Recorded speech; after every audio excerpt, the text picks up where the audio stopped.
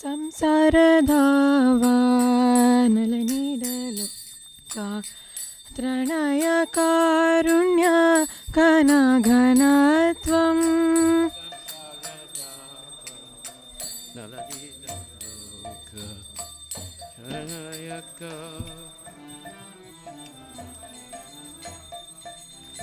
ತದಸ್ಯ ಕಲ್ಯಾಣ ಗುಣಾರ್ಣವಸ್ಯ ವಂದೇ ಗುರು ಶ್ರೀ ಚರಣಾರವಿಂದಂ.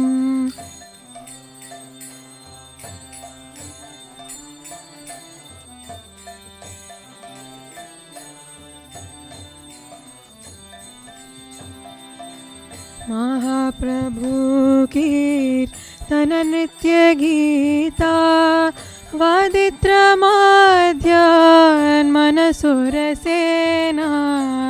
महाप्रभु कीर्तन नृत्य गीता वादित्रमाध्यान् मनसुरसेना. रोमाञ्चकम्पाश्रुतरङ्गभाजो वन्दे गुरो श्रीचरणारविन्दम्.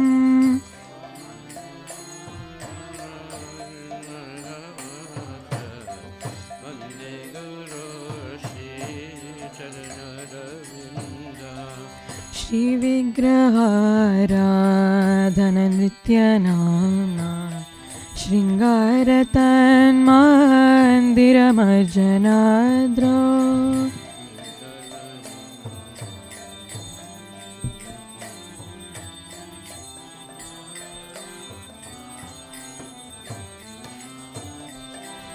युक्तस्य भक्तांश्च नियुञ्जतोऽपि वन्दे गुरो श्रीचरणारविन्दम्.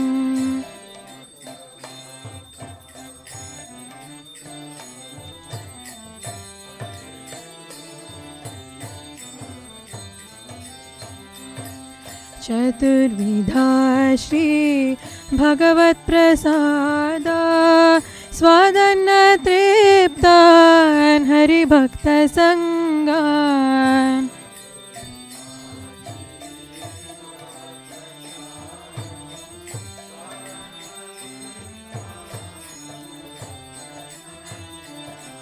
कृत्वैव तृप्तिं भजत सदैव वन्दे गुरो श्रीचरणारविन्दम्.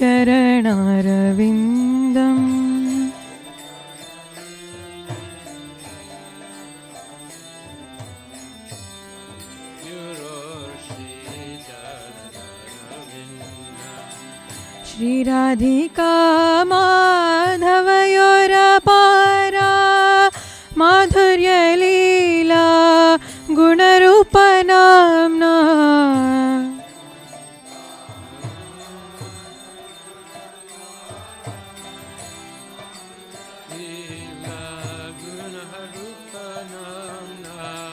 प्रतीक्षण स्वाधनलोलुपस्य वन्दे गुरो श्रीचरणारविन्दम्.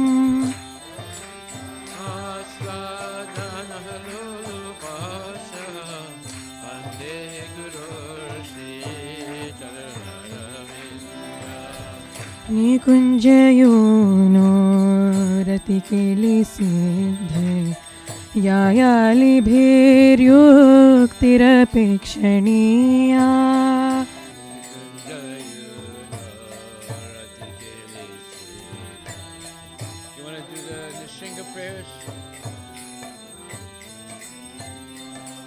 तत्रातिदक्ष्यादतिवल्लभस्य वन्दे गुरो श्रीचरणारविन्दम्.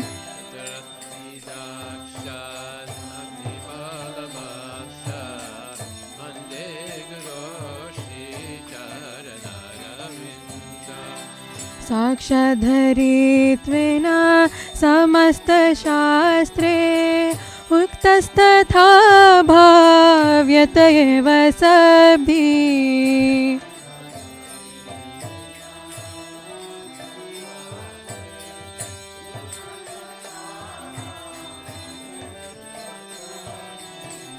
किन्तु प्रभोया प्रिय एव तस्य वन्दे गुरो श्रीचरणारविन्दम्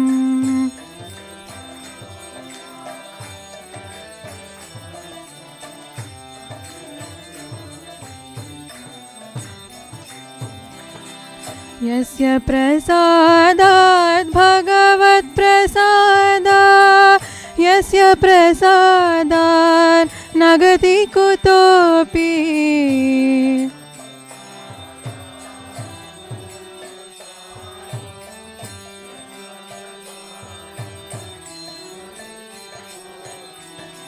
ध्यायान्स्तु वांस्तस्य यस्य स्त्रीसन्ध्यां वन्दे गुरो श्रीचरणारविन्दम्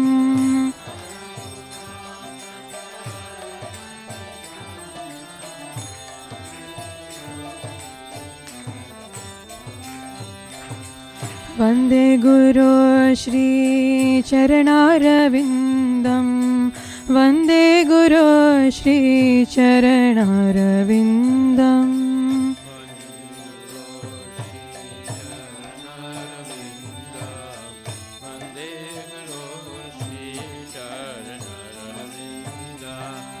वन्दे गुरो श्रीचरणारविन्दम्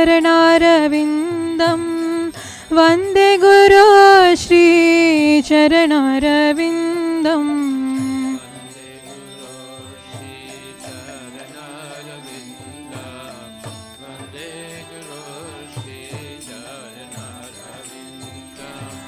वन्दे गुरो श्रीचरणारविन्दम् वन्दे गुरो श्रीचरणारविन्दम्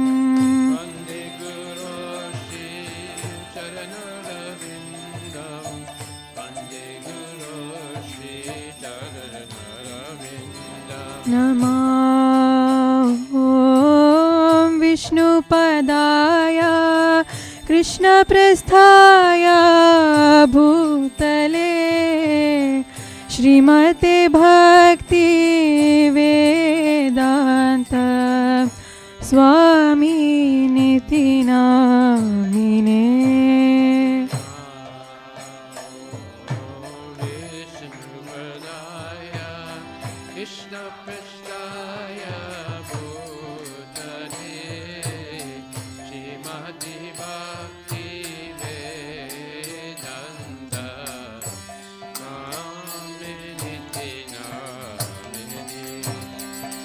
नमस्ते सरस्वती देवे गौरवाणी प्रचारिणे निर्विशेष शून्यवादी पाश्चात्य देशतारिणे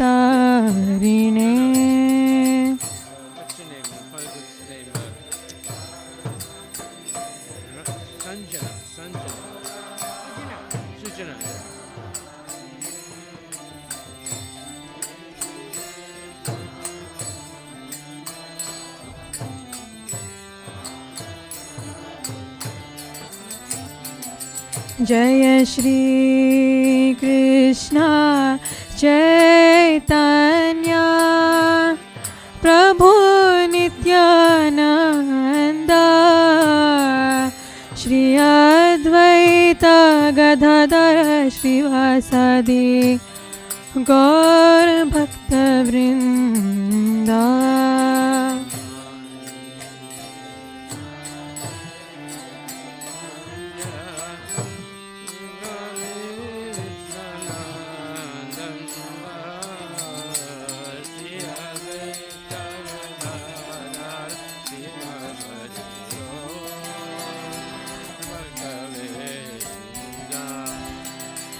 हरे Krishna Krishna Krishna Hare Hare Hare Ram Ram Ram Hare Hare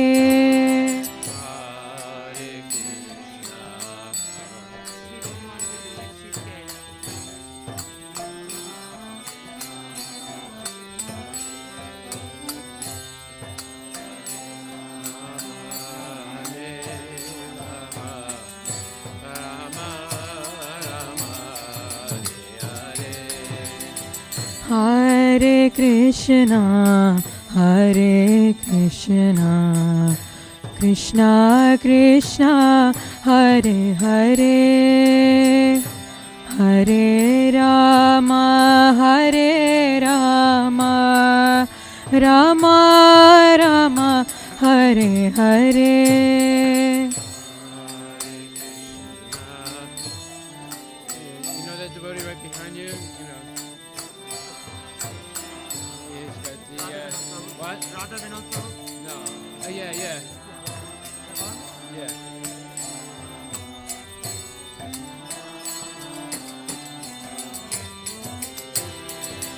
Hare Krishna,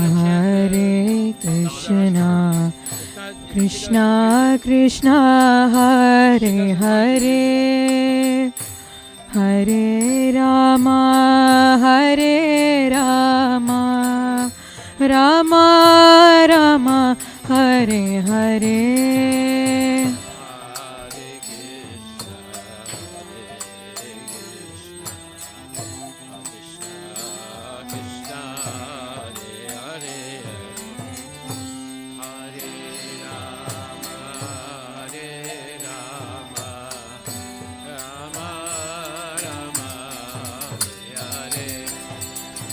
Hare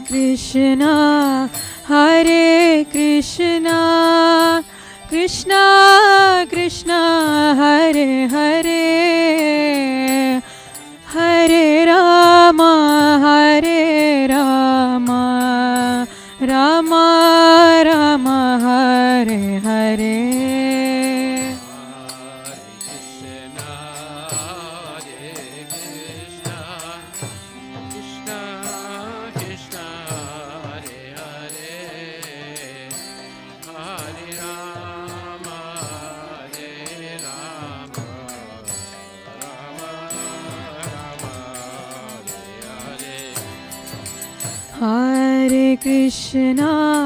Hare Krishna, Krishna Krishna, Hare Hare, Hare Rama, Rama Rama, Hare Hare.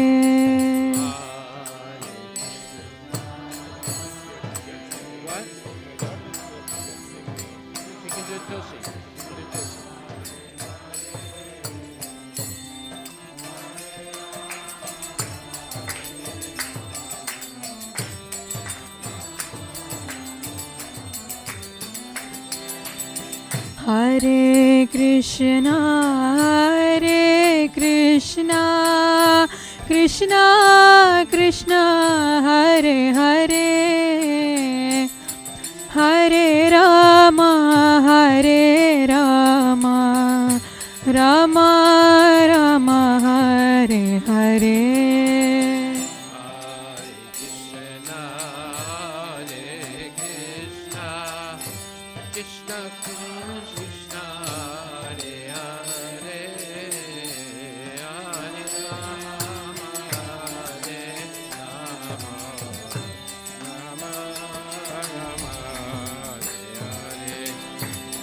Hare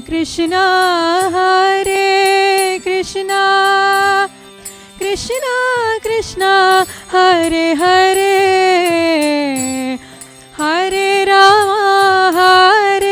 Rama, Rama Rama, Hare Hare.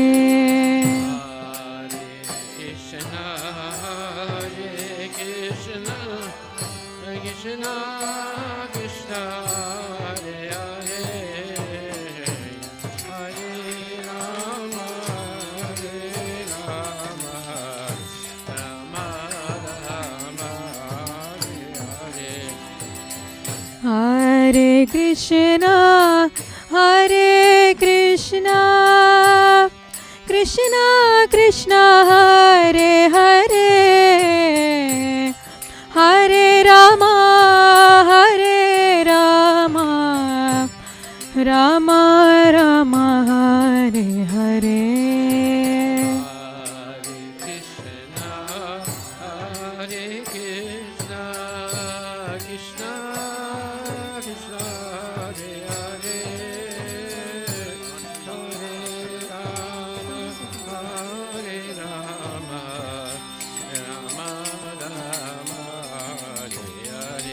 जय राधा नीलमाधव राधा नीलमाधव श्री राधे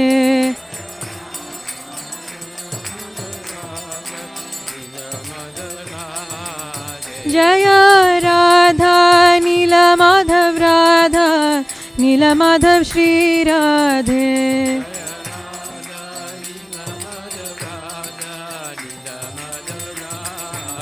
जय जगन्नाथ जय जगन्नाथ बलदेवा जय सुभद्रा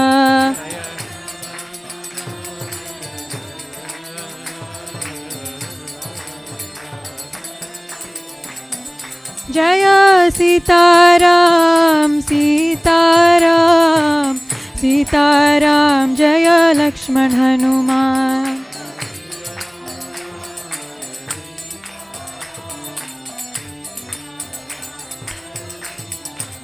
जय गौरनीताय गौरनीताय गौरनीताय जय गौरनीताय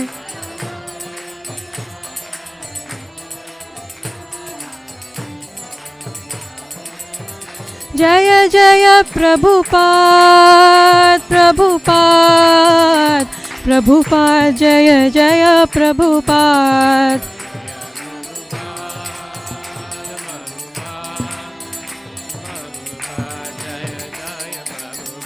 जय जय गुरुदेव गुरुदेव गुरुदेव जय जय गुरुदेव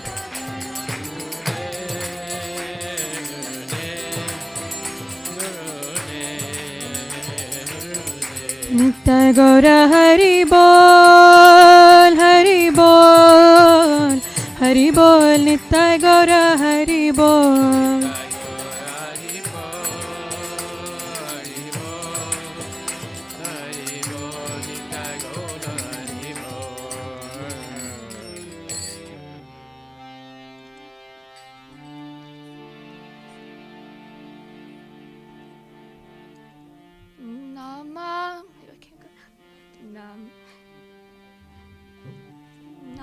नमामीश्वरं सच्चिदानन्दरूपं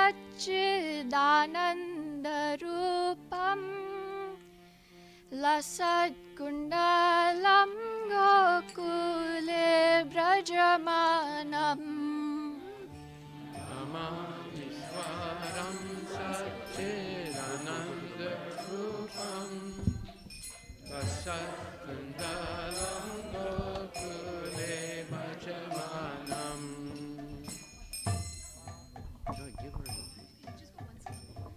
Oh, okay. All right.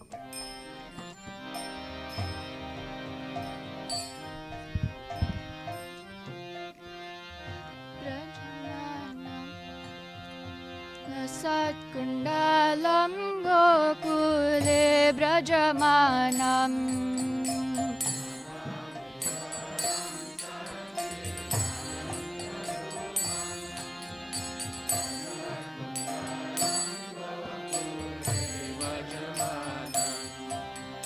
Yashoda biyalukaladavamanam Param Rishtramatyanta dodrutya gopya Yashoda biyalukaladavamanam Param Rishtramatyanta dodrutya gopya Rudantam muhurnetra yungmam rijantam Karamboja yummena satankanetram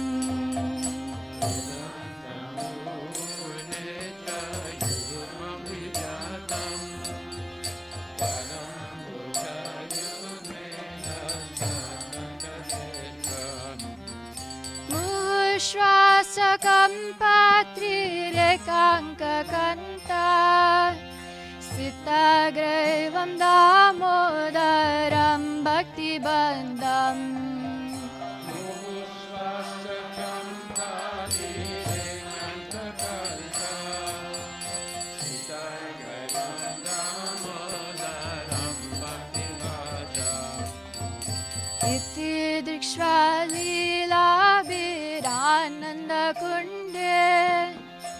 Sagosham Nimajantamakyapayantam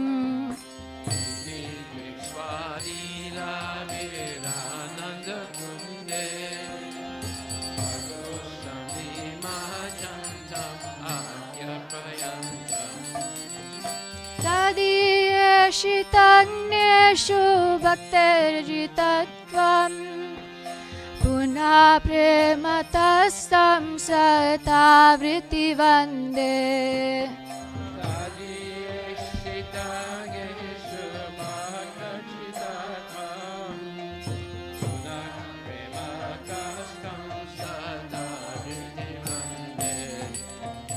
Varam deva moksham na mokshavadim va Nachanyam rineham vare sadapiha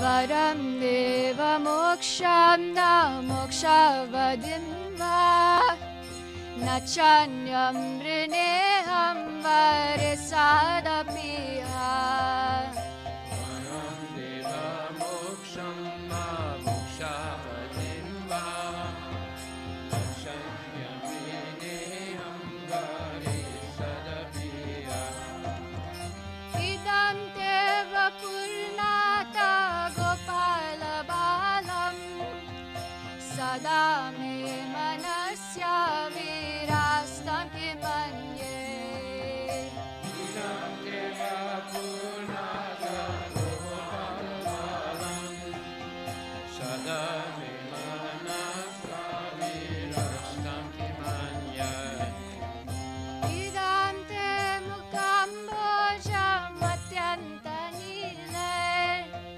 Nritam kuntalai snigdha raktaisya gopya Idam deva moksham atyanyanilai Vidam kundalai stigdharaktascha gopya Mushchumbitam bimba raktadaram me Manasya virastamalam lakshalabe Mushchambidam bimbaraktandaram me Manasavirastam malam lakshalabha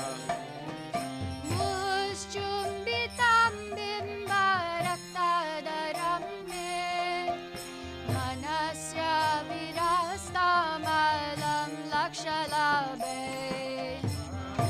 Mushchambidam bimbaraktandaram me Manasavirastam malam lakshalabha Namaste Namoda Yantanile Yutam Kuntalai Siddha Raktaisya Gopya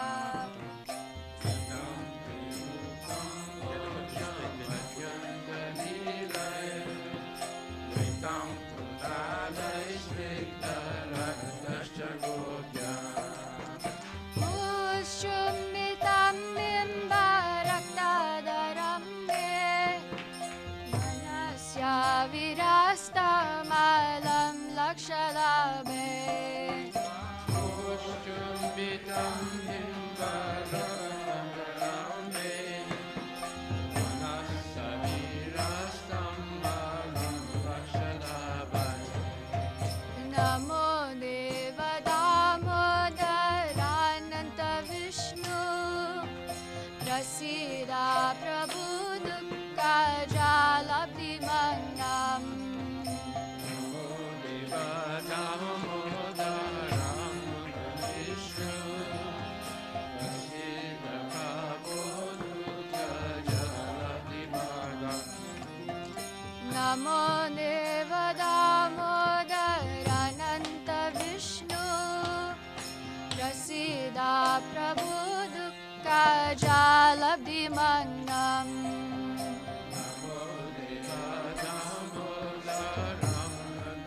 Vishnu Prasida Prabhu Dukha Jala Vinaga Kripa Drishti Vrishyati Dinambatanu Grihani Shamamanya Me Dakshi Drishye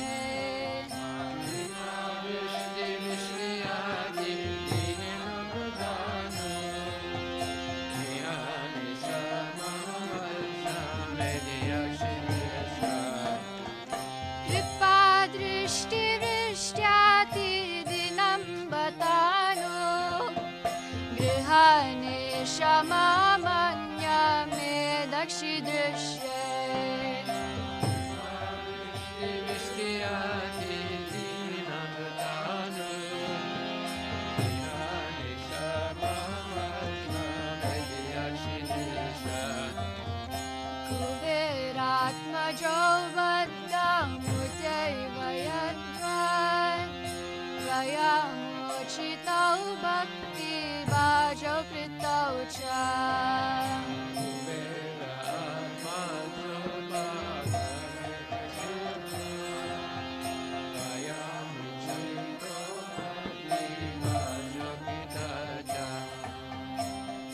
Kuberatmajo Vaddam Mutyaiva Yadvan Vayamochitau Bhakti Bhajo Kritau Cha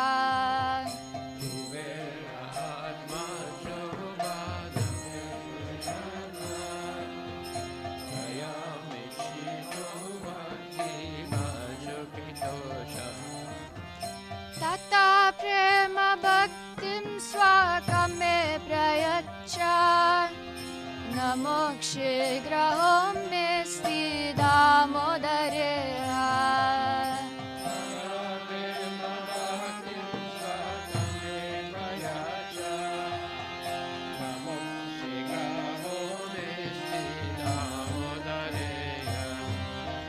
Tata Prema Bhaktim Swakame Prayacha Namokshe Grahom Nesti Damodareha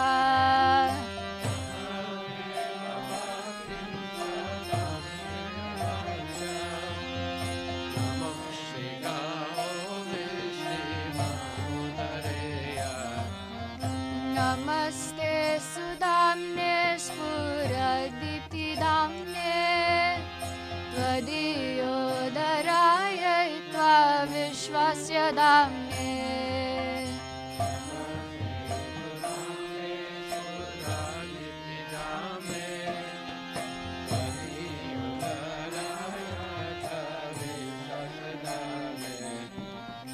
Namaste Sudamne Spuradipti Damne Tvadiyodaraya Tva Vishwasya Damne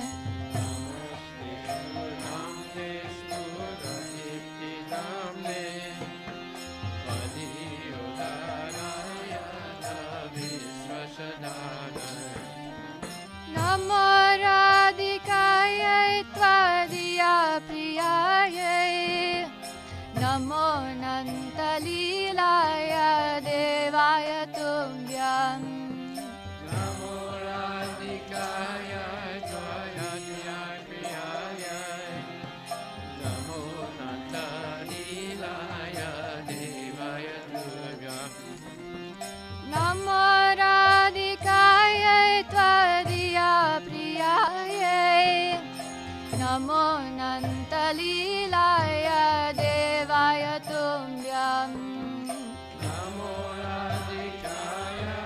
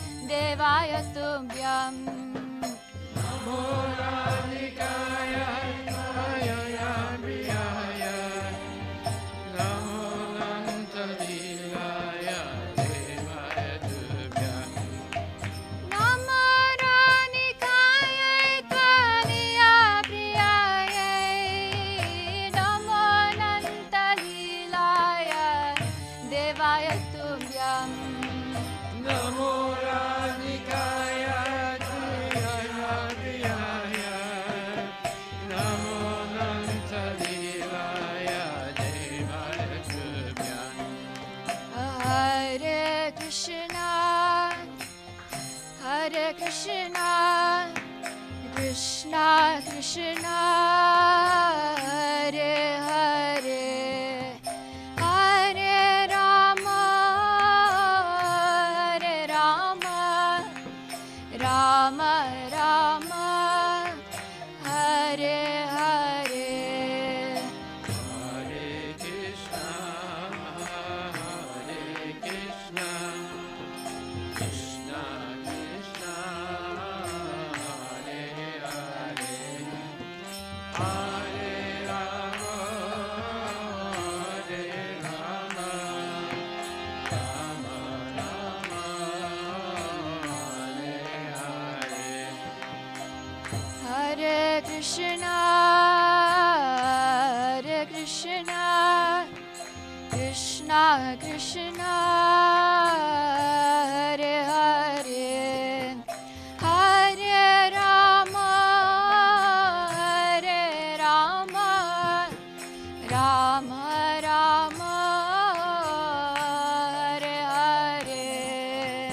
Hare Krishna, Hare Krishna, Krishna Krishna, Hare Hare, Hare Rama, Hare Rama, Rama Rama, Hare Hare. Hare Krishna, Hare Krishna, Krishna Krishna, Hare Hare, Hare Rama, Hare Rama, Rama Rama, Hare Hare. Hare Krishna, Hare Krishna, Krishna Krishna, Hare Hare, Hare Rama, Hare Rama, Rama Rama, Hare Hare.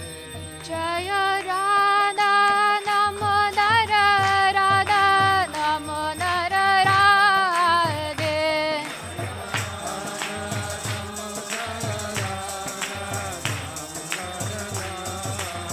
Jaya Radha Damodara, Radha Damodara, Radha Damodara Shri Radhe.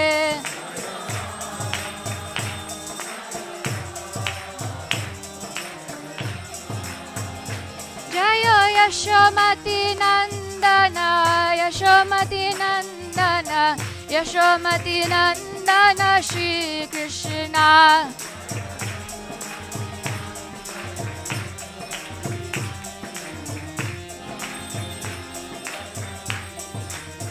Jaya Radha Nila Madhurana, Nila Madhurade.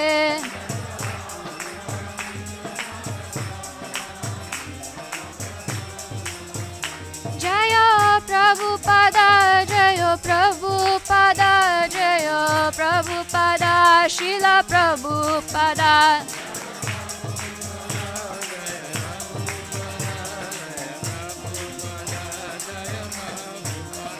Jaya Gurudeva, Jaya Gurudeva, Jaya Gurudeva, Jaya Gurudeva.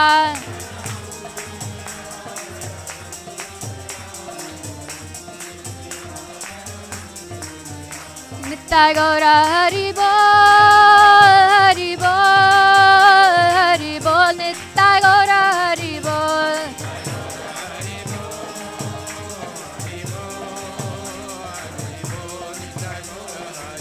Nittai Gaura Hari Bol, Hari Bol, Hari Bol, Nittai Gaura Hari Bol.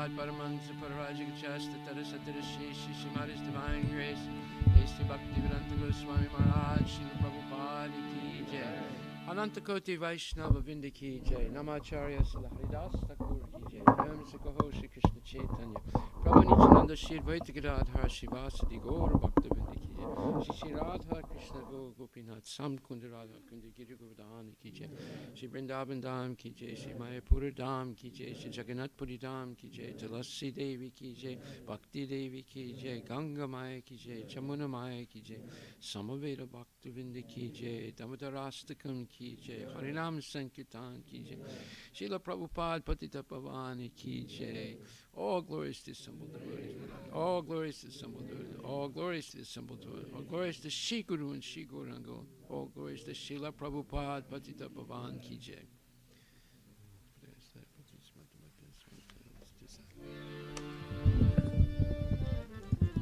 Namaste Narashringaya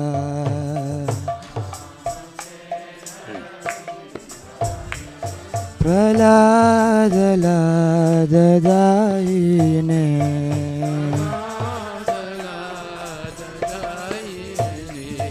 Hiranyakashipurvakshaha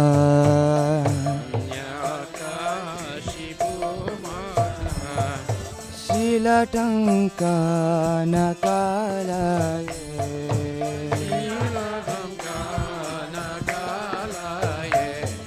Ito Narsimha Parato Narsimha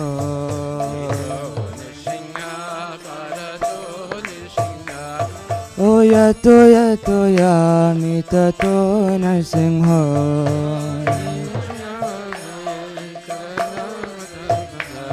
Bahir Narsimha Hridaye Narsimha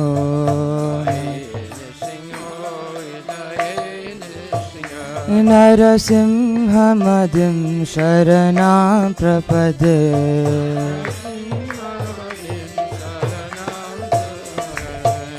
Tava Kara Kamalavare Nakam Adbhuta Shringam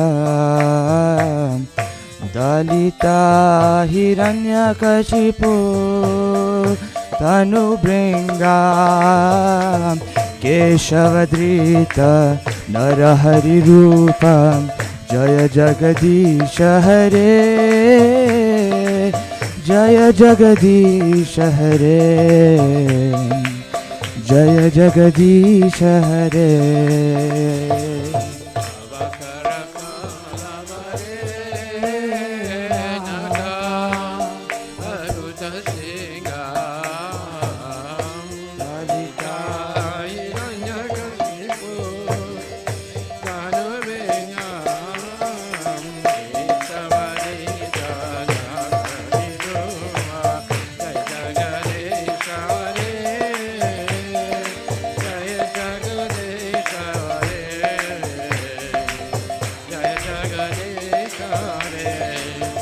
Jaya Narasimhadev, Narasimhadev, Narasimhadev, Jaya Narasimhadev.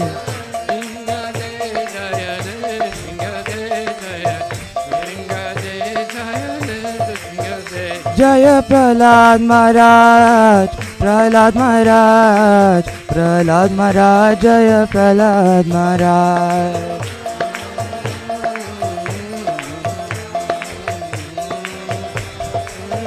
Nitai Gaura Haribo, Haribo, Haribo, Nitai Gaura Haribo.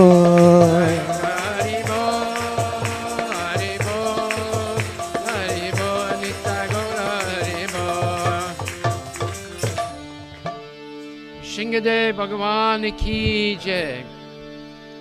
Mindaye Tusideva Priyaye Kisavasya Vishnu Bhakti Pradi Devi Satyaratai Namo Namha.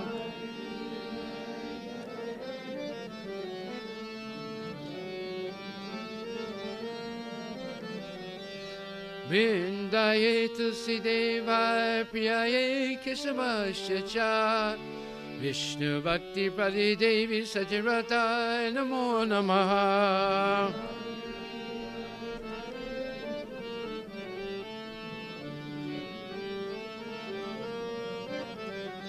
Vrindaye Tulsi Devaya Priyaye Keshavasya Cha Vishnu Bhakti Pradi Devi Sachirataya Namo Namaha.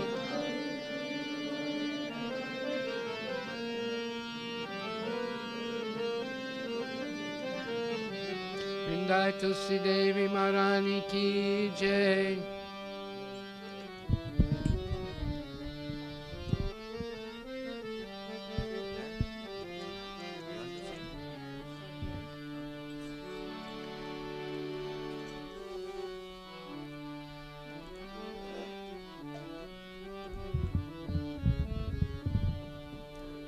Namo Namaha Tulasi Krishna Prayasi.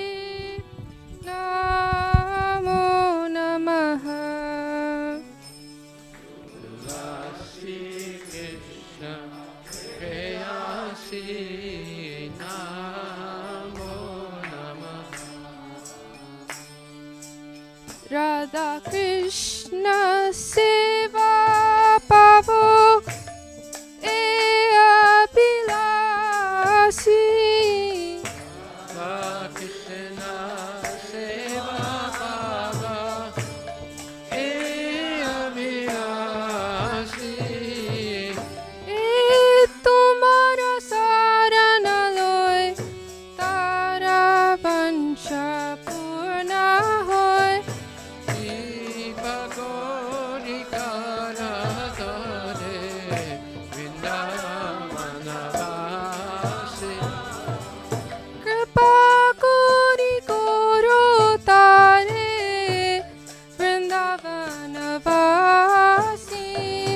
Jiva Gauri Kara Dare Vrindavanavasi. Moro ye abhilasa vilas kunja diyo vasa.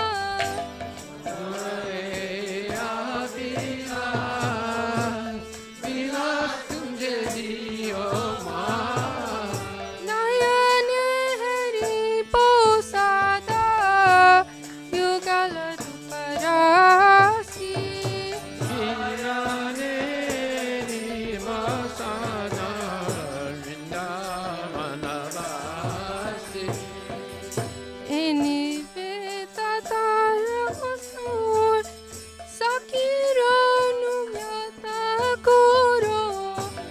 Any vetatara sakira numyata koro. Sevadi koro diye koro nijatasi.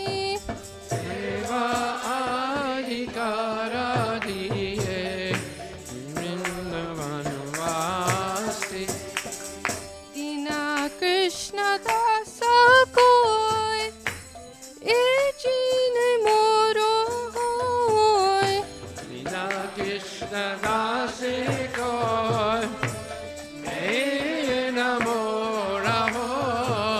Shri Radha Govinda preme sadayena pasi.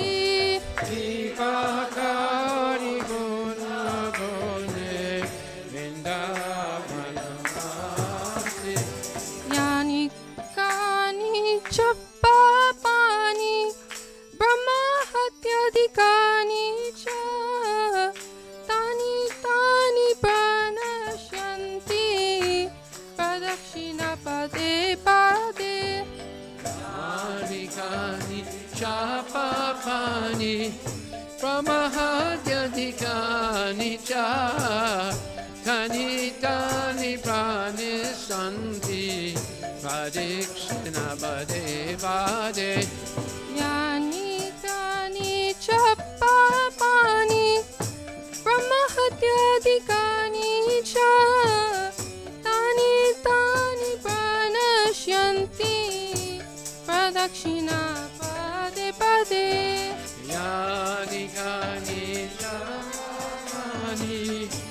Brahmahadyadikani cha Tanitani pranisanti Pradikshana Pade Pade Hare Krishna Navapani Brahmahatyadikani cha Tani Tani Pranashanti Pradakshina Pade Pade Yani Kani cha Papani Brahmahadyadikani cha Tani Tani pranisanti Pradikshana Pade Pade Hare Krishna Krishna Krishna Hare Hare Hare Ramo Ramo Ramo Hare Hare Hare Krishna Krishna Krishna Hare Hare Hare Rama Rama Rama Hare Hare Hare Krishna Krishna Krishna Hare Hare Hare Ramo Ramo Ramo Hare Hare Hare Krishna Krishna Krishna Hare Hare Hare Rama Rama Rama Hare Hare Hare Krishna Hare Krishna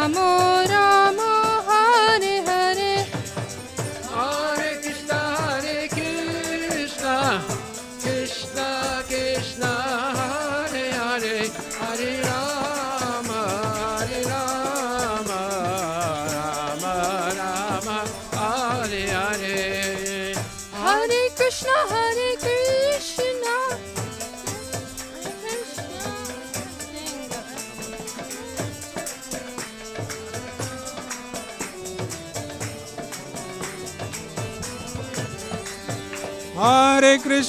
Hare Krishna Hare Krishna Krishna Krishna Hare Hare Hare Ramo Ramo Ramo Hare Hare Hare Krishna Krishna Krishna Hare Hare Hare Rama Rama Hare Hare Hare Krishna Krishna Krishna Hare Hare Hare Ramo Rama Rama Hare Hare Hare Krishna Krishna Krishna Hare Hare Hare Rama Rama Hare Jaya Tulsi Maharani Jaya Tulsi Maharani Jaya Tulsi Maharani Jaya Tulsi Maharani Jaya Tulsi Maharani Jaya Tulsi Maharani Jaya Tulsi Maharani Jaya Tulsi Maharani Jaya Vrinda Devi Jaya Vrinda Devi Jaya Vrinda Devi Jaya Vrinda Devi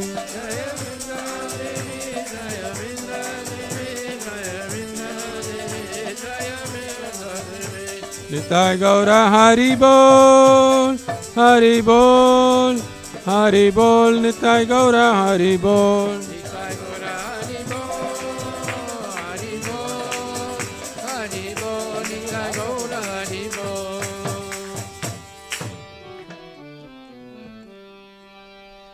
Vrindaye Tulsi Devai Priyaye Keshavaya Cha Vishnu Bhakti Padi Devi Satyavata Namo Namaha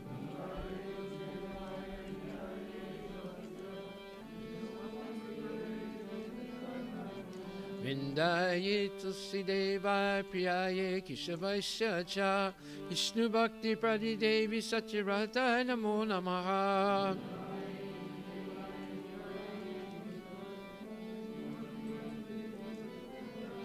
Vrindaye Tulsi Deva Priyaye Kishavaisya Cha Vishnu Bhakti Pradi Devi Satyarata Namo Namaha.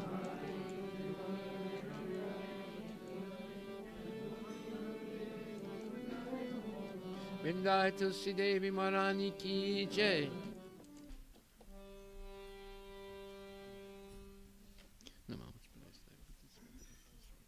Namaste Saraswati Devi Guruvani Pacharani Visesa Sunyavani Pascal. Oh, Krishna. And through his wishes fulfilled, bestowing your mercy upon him, you make him a resident of Vrindavan. My desire is they also grant me residence in the pleasure groves of Shiva and Dham. Thus, within my vision, I will always behold the beautiful pastimes of Radha and Krishna. I beg you to make me a follower of the cowherd dances of Raja. Please give me the privilege of devotional service and make me your own maidservant. This very fallen and lowly servant of Krishna prays may always from the love of Shri Radha and Govinda. Tulsi Devi Maharani Ki Jai. Nama Om Vishnu Padaya Krishna Prasthaya Bhutali Srimati Bhakti Vedanta Swami. Namaste Saraswati Devi Guruvani Pacharya Devi Sesa Sunyavadi Paskati Distha. Sri Chaitanya Mahaprabhu Sri Shastatam Ki Chetu Dapan Marjanam Baba Mahadavagni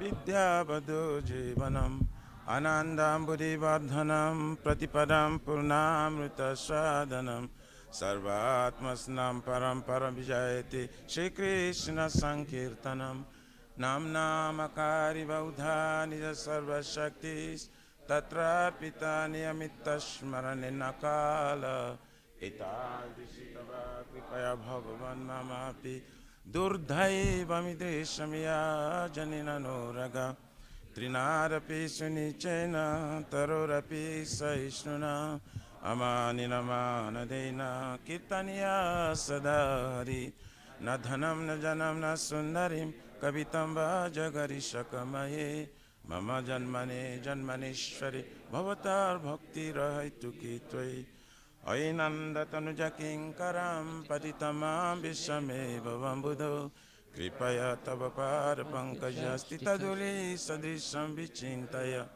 nayanam galorashru dharaya badanam gadugadarudaya gira Ulakai chitam bapu kada tavanama grahane bhavishyati Yugaitam nimishena chakshusa pravusaitam Shunyaitam jagat sarvam Govinda virahiname Aslisha padaratam pinashtumam Adarshanan marmahatam karotuva Jata tata vidadatulam poto Matprananatastu saivana paraha Hare Krishna, Krishna Krishna, Hare Hare, Hare Rama, Rama Rama, Hare Hare.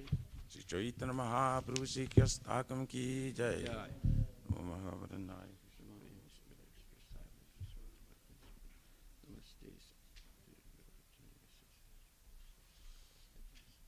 Glory to the Shri Krishna Sankirtana, which cleanses the heart of all the dust accumulated for years. And extinguishes the fire of conditional life, or repeated birth and death. This Sankirtan moment is the prime benediction for humanity at large, because it spreads the rays of the benediction moon. It is the life of all transcendental knowledge. It increases the ocean of transcendental bliss. Lord, your holy name alone can render all benedictions to living beings, and thus you have hundreds of millions of names like Krishna and Govinda. In these transcendental names you have invested all your transcendental energies. They are not even hard and fast rules for chanting these names. O my Lord, out of kindness you enable us to easily approach you by your holy names, but I am so unfortunate that I have no attraction for them.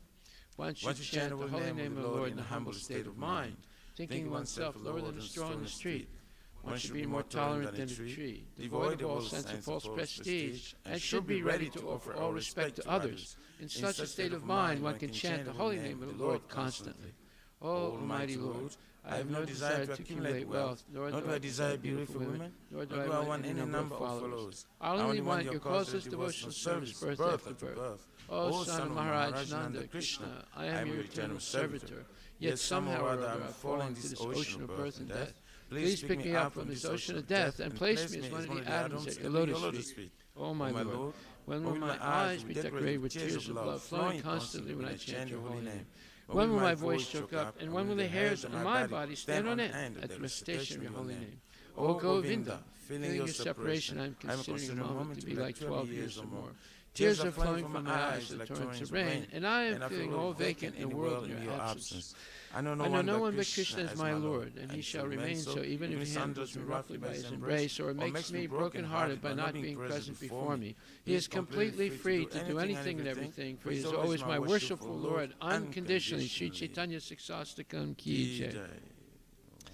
Nama Om Vishnu Padaya Krishna Prestaya Bhutali Srimate Bhakti Vedanta Swamini Tinami. Namaste Saraswati Deve Guruvani Pracharini Nirvisesa Sunyavadi Paskatyadisatani. There are 10 offenses in matter of chanting the holy name of the Lord that should be avoided. They are as follows. 1. To blaspheme the devotees who dedicate their lives to propagating the holy names of the Lord. 2. To consider names of demigods like Lord Shiva or Lord Brahma to be equal to or independent names of Lord Vishnu. 3. To disobey the orders of the spiritual master. 4. To blaspheme the Vedic literature or literature pursuant to the Vedic version. 5. To consider the glories of chanting Hare Krishna to be imagination. 6. To give some interpretation on the holy name of the Lord. 7. To commit sinful activities on the strength of chanting the holy name of the Lord. 8. To consider chanting of Hare Krishna as one of the auspicious ritualistic activities which are offered in the Vedas as primitive activities of karma kanda. 9. To instruct the faithless person about the glories of the holy name. And 10.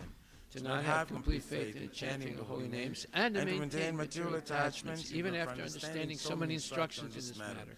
It is also an offense to be inattentive while chanting. Every devotee who claims to be a Vaishnava must carefully guard against these 10 offenses in order to quickly achieve the desired success, Krishna Prema.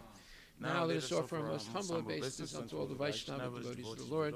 They are just like desire trees that can fulfill the desires of everyone, and they are full of compassion for the fallen conditioned souls. Vanchakalpa tarabhyascha, kripa sindhubhyevacha, patitanam pavanebhyo, Vaishnavebhyo, namo namaha, Vaishnava Thakur ki jai. Nama Om Vishnu Padaya Krishna Prestaya Bhutali Srimati Bhakti Rasamrita Namaste Saraswati Devi Guruvani Vichara. Srimad Bhagavatam Grantha Ki Jai. Om Namo Bhagavate Vasudevaya.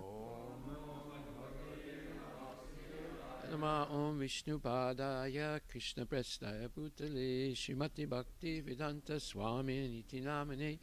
Namaste Saraswati Deve Guruvani Pracharine Nidvisesa Sunyavadi Paschatya Desitarine. Jaya Shri Krishna Chaitanya Prabhu Nityananda Shri Advaita Gadadhar Shivasati Gaur Bhaktivinoda. Hare Krishna Krishna Krishna Hare Hare Hare Rama Rama Rama Hare Hare. Gaura Premanandi Ki Jai. Srimad Bhagavatam Canto 2 Chapter 8 Verse number 5. Pravista Karma Randrenan Swanam Bhava Sororuham Dunoti Shamalam Krishna Salilasya Yata Sharat. Pavrishta, thus being entered. Karna Randrena, through the holes of the ears. Svanam, according to one's liberated position. Bhava, constitutional relationship. Sararuham, the lotus flower.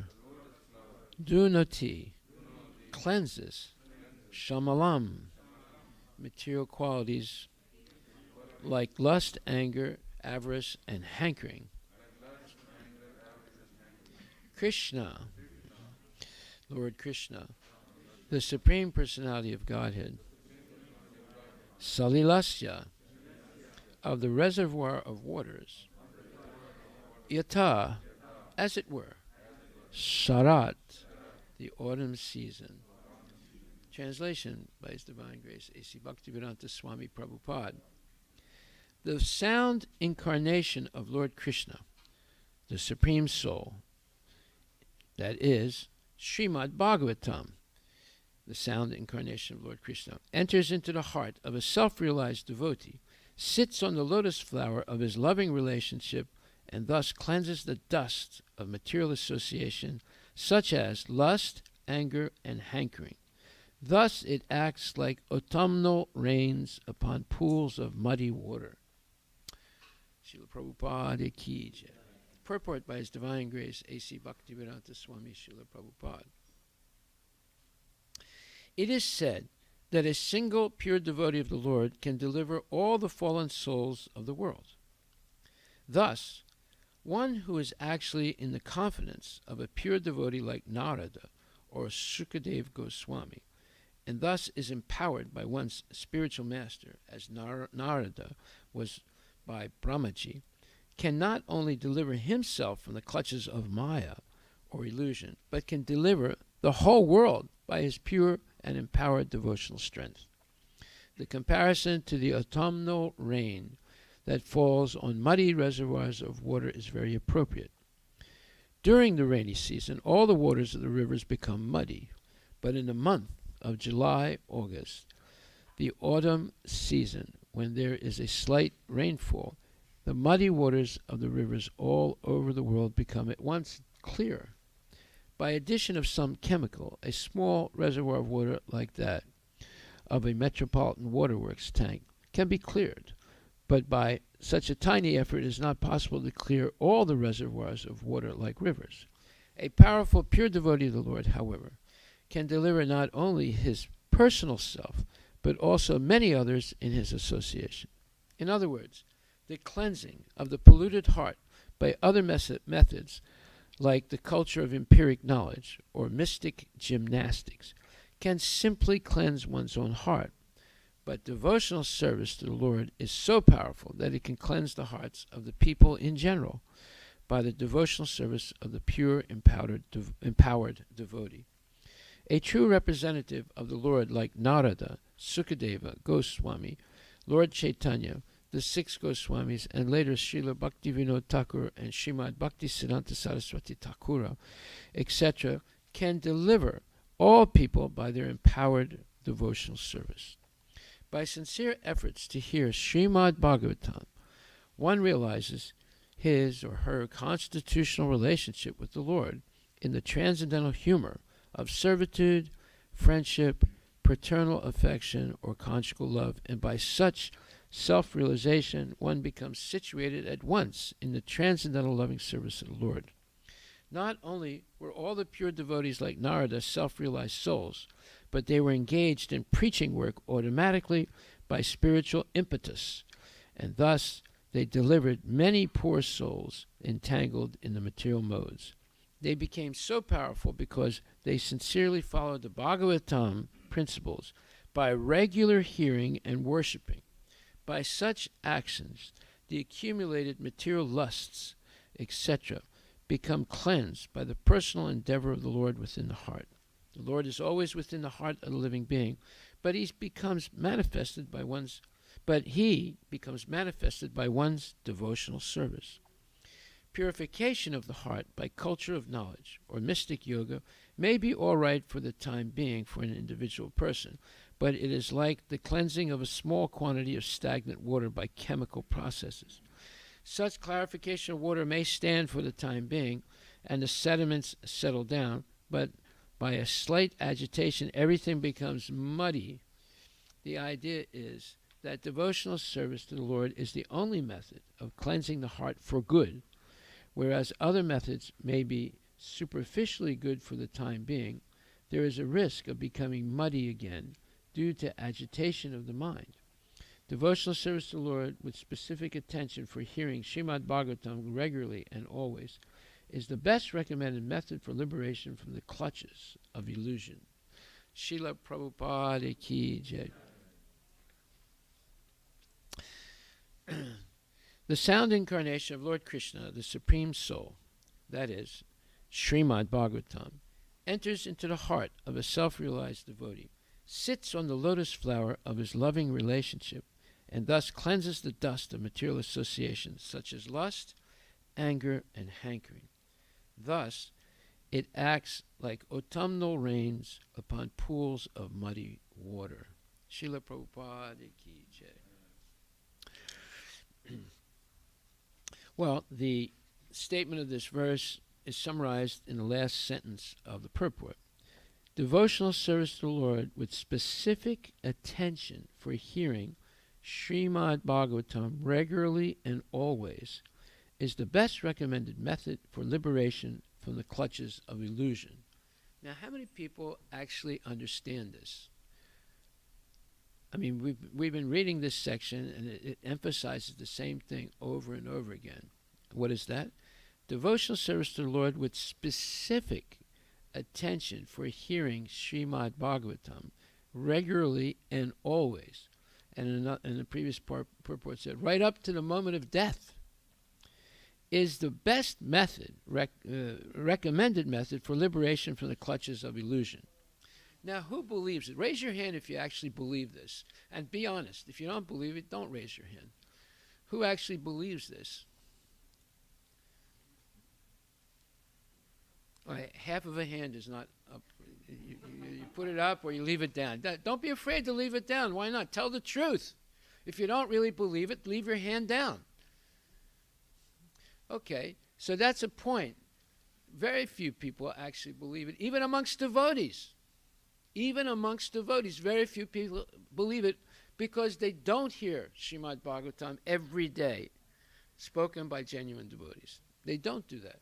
Therefore, they don't believe that by spending my time, some of my time, hearing, not just reading, you can read on your own, but hearing is better than reading because you can ask questions, you can immediately eliminate any doubts by asking a question.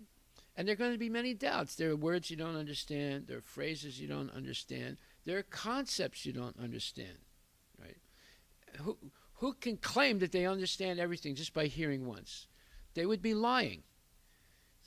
It takes a long time to assimilate this knowledge due to the profound contamination that we have after spending millions of lifetimes in the material world engaging in sense gratification. And we are taught to engage in sense gratification now, even in the human form of life. There's such propaganda for it that it's overwhelming. So one has to hear and repeat on a regular basis so that eventually it'll enter into the thick skull that simply by, as it says, devotional service to the Lord with specific attention for hearing Srimad Bhagavatam regularly and always is the best recommended method for liberation from the clutches of illusion. Now, what are the clutches of illusion? It's all the false junk things that you hear in schools today. And it's almost 100% junk. It's 100% misleading information or absolutely patented false information that convinces people to work like asses their whole life, making somebody else rich.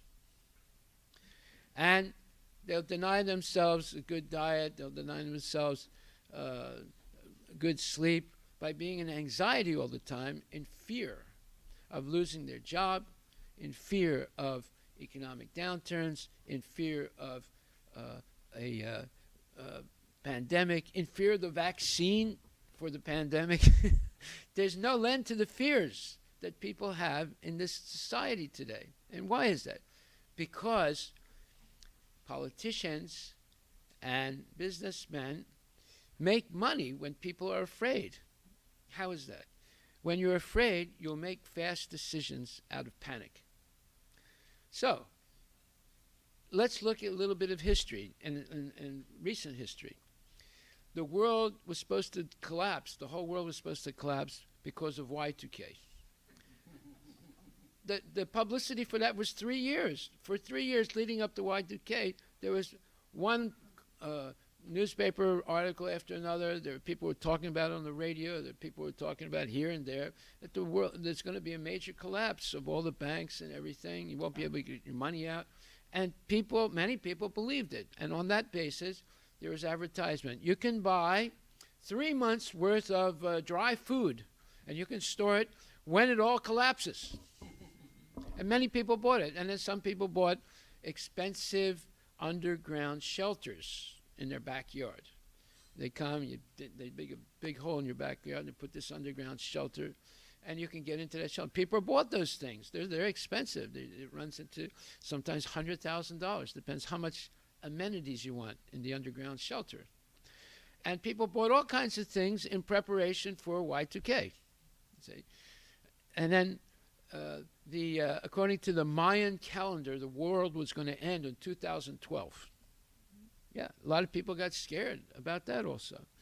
And then back in the 1950s, late 1950s, people were afraid that the communists or Russia was going to nuke the United States because they put up the first Sputnik before the Americans. And there's always been this type of fear. And now, with 9/11, that was a real jolt to everyone, right? And it just caused a huge amount of fear. No one knew what was going to happen. I mean, the United States had not been attacked on its own land since World War II, since the beginning of World War II, since the Japanese attack on Pearl Harbor. And it was the first time this happened in I think 30, 40 years. And it was a shock to everyone that the United States could be so vulnerable. And not only was it the Twin Towers, there was also an attack on the Pentagon. There was also an attack on the White House. Fortunately, the plane that was going toward the White House crashed because the people on the flight, when they realized that it was being hijacked by terrorists, they started fighting. And of course, they all died, but they died fighting to save at least the White House from being blown up. The Pentagon, part of it got damaged because the plane did reach the Pentagon. And of course, it reached the Twin Towers. So this was a very daring attempt to destroy. What was in the Twin Towers? The whole stock market was there. It was a symbolic, very symbolic attack to destroy the stock market, which is the basis of money for companies to invest, to invest in their businesses and grow their businesses. So the stock market was blown up, right? But they had to quickly replace it. So we see material life is full of anxiety. Just like today, there's anxiety. The new resurgence of COVID, people are saying, "Oh, I'm sick and tired of this thing." Well, it's resurging again. In 22 states, United States, the hospitals are all full of sick people. Some of them have the regular flu. Some of them have COVID. Some of them are just sick, right? So we see that there's always going to be something wrong in the material world. Why? Because there's the law of nature.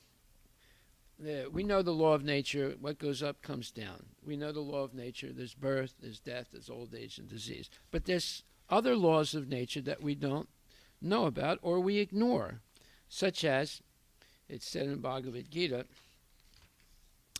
in the 5th chapter. Let's see if I can find it real quick. In the 5th chapter it says, one who engages in sense gratification. So those who are true yogis or learned transcendentalists are not attracted by sense pleasures, which are the causes of continuous material existence. The more one is addicted to material pleasures, the more he or she is entrapped by material miseries. This is the law of nature, just like the law of gravity, just like birth, death, old age, and disease. This is another law of nature. Now, who is willing to accept this? See, very few people accept it because their whole purpose in life is sense gratification. And if they understand what this verse says, it says that every time you engage in sense gratification, it is going to be followed by misery. It's a law of nature. And who is in charge of perpetrating or making sure that the law of nature works, it's Durga Mata. She is the superintendent of the prison house called the material world, and more specifically, yours and my material body. The material body is a prison. It's full of miseries. And at every moment, something can go wrong with it. And we see that. Like there was this one woman I did at her funeral, and during the funeral they showed pictures of the woman when she was vibrantly alive, and she was always jogging in the morning, every morning, and she would always stop at neighbors' houses and speak nicely with them, and they all had great respect for her. She was very good at her job. She had good kids. She had a good, nice house here in Sammamish, good husband. All of a sudden, she died. Right in the middle of all that success, she died. And people were just bewildered. They couldn't understand what went wrong with her. Well, anything can go wrong at any time. That's the whole point. A little blockage of the artery, you can die, right? Or a clot somewhere in the leg. Eventually, if it comes up to the heart, you die. Or if it goes to the brain, you have a stroke.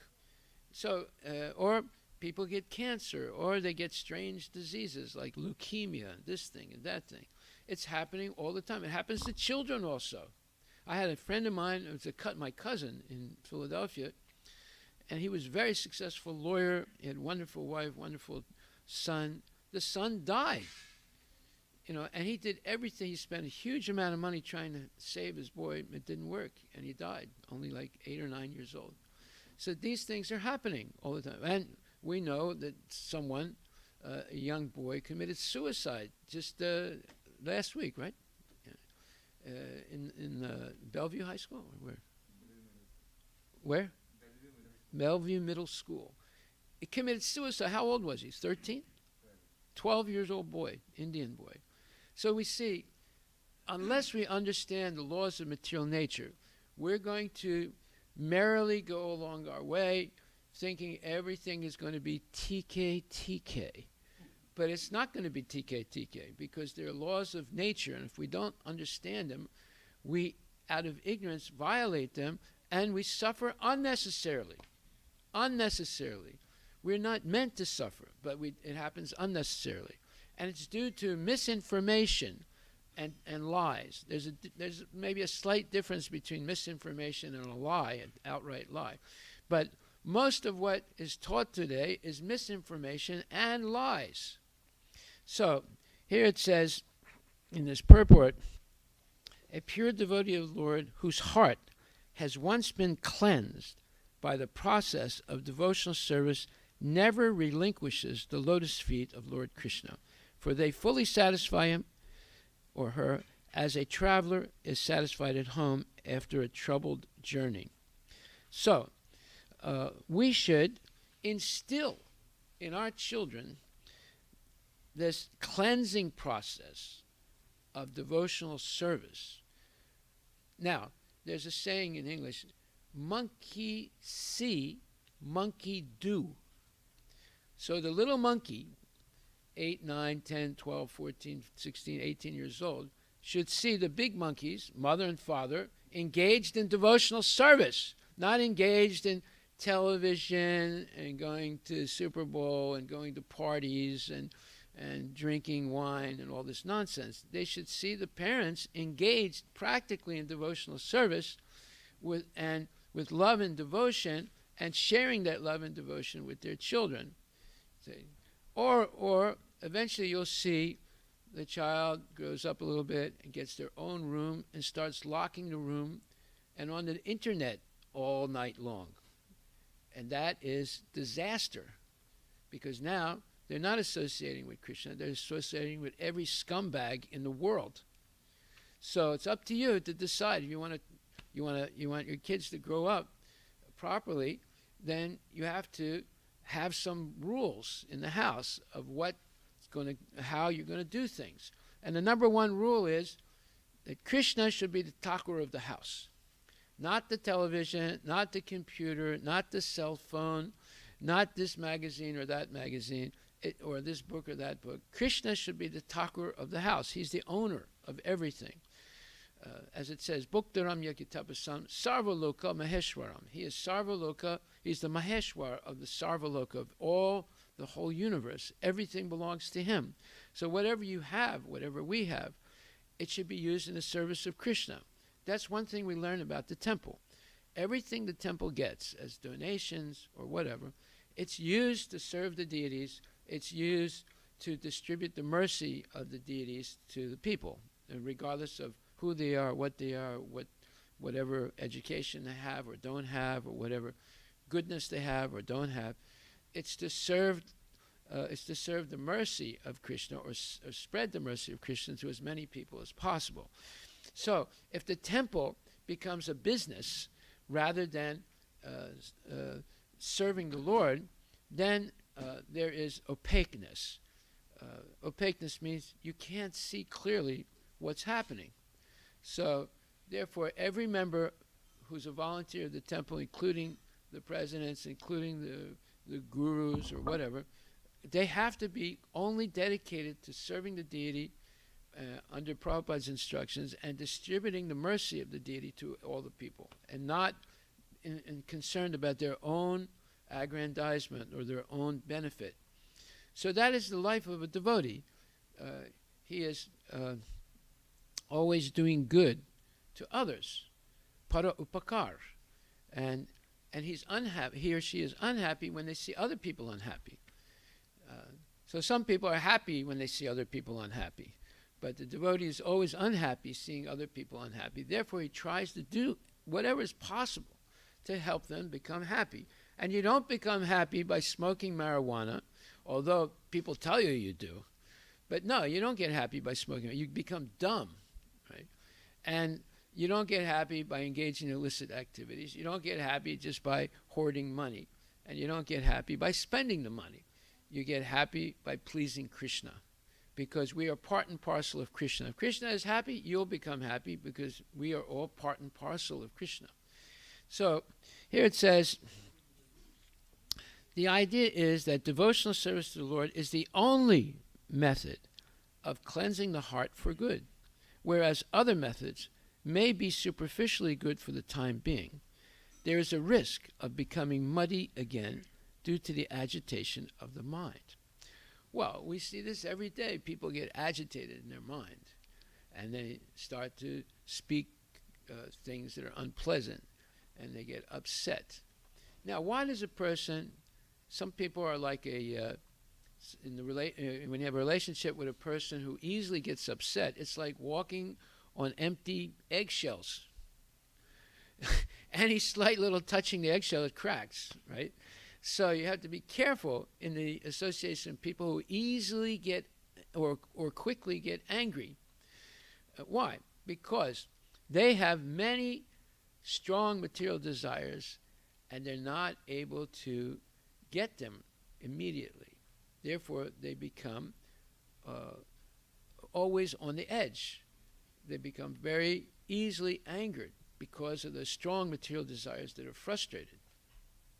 Now, if you have strong desires to please Krishna, you're never frustrated. Why? Because either you please Krishna or someone else pleases Krishna, you're happy. But if you have strong desires to please yourself, and somebody else pleases themselves in a successful way, you get envious. You don't get happy. You don't feel good that they have something you don't have, that they succeeded in something that you didn't succeed in. So you see, that's why there's so much anger in this world today. And that's why people are overwhelmed, as it says here, these three things. He says...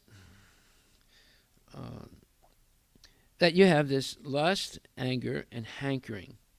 So what's the difference between lust and hankering? Lust is overriding, exaggerated material desires that are lingering in the mind, and one is frustrated because they can't satisfy them. And hankering is on the spur, on the moment, desiring something.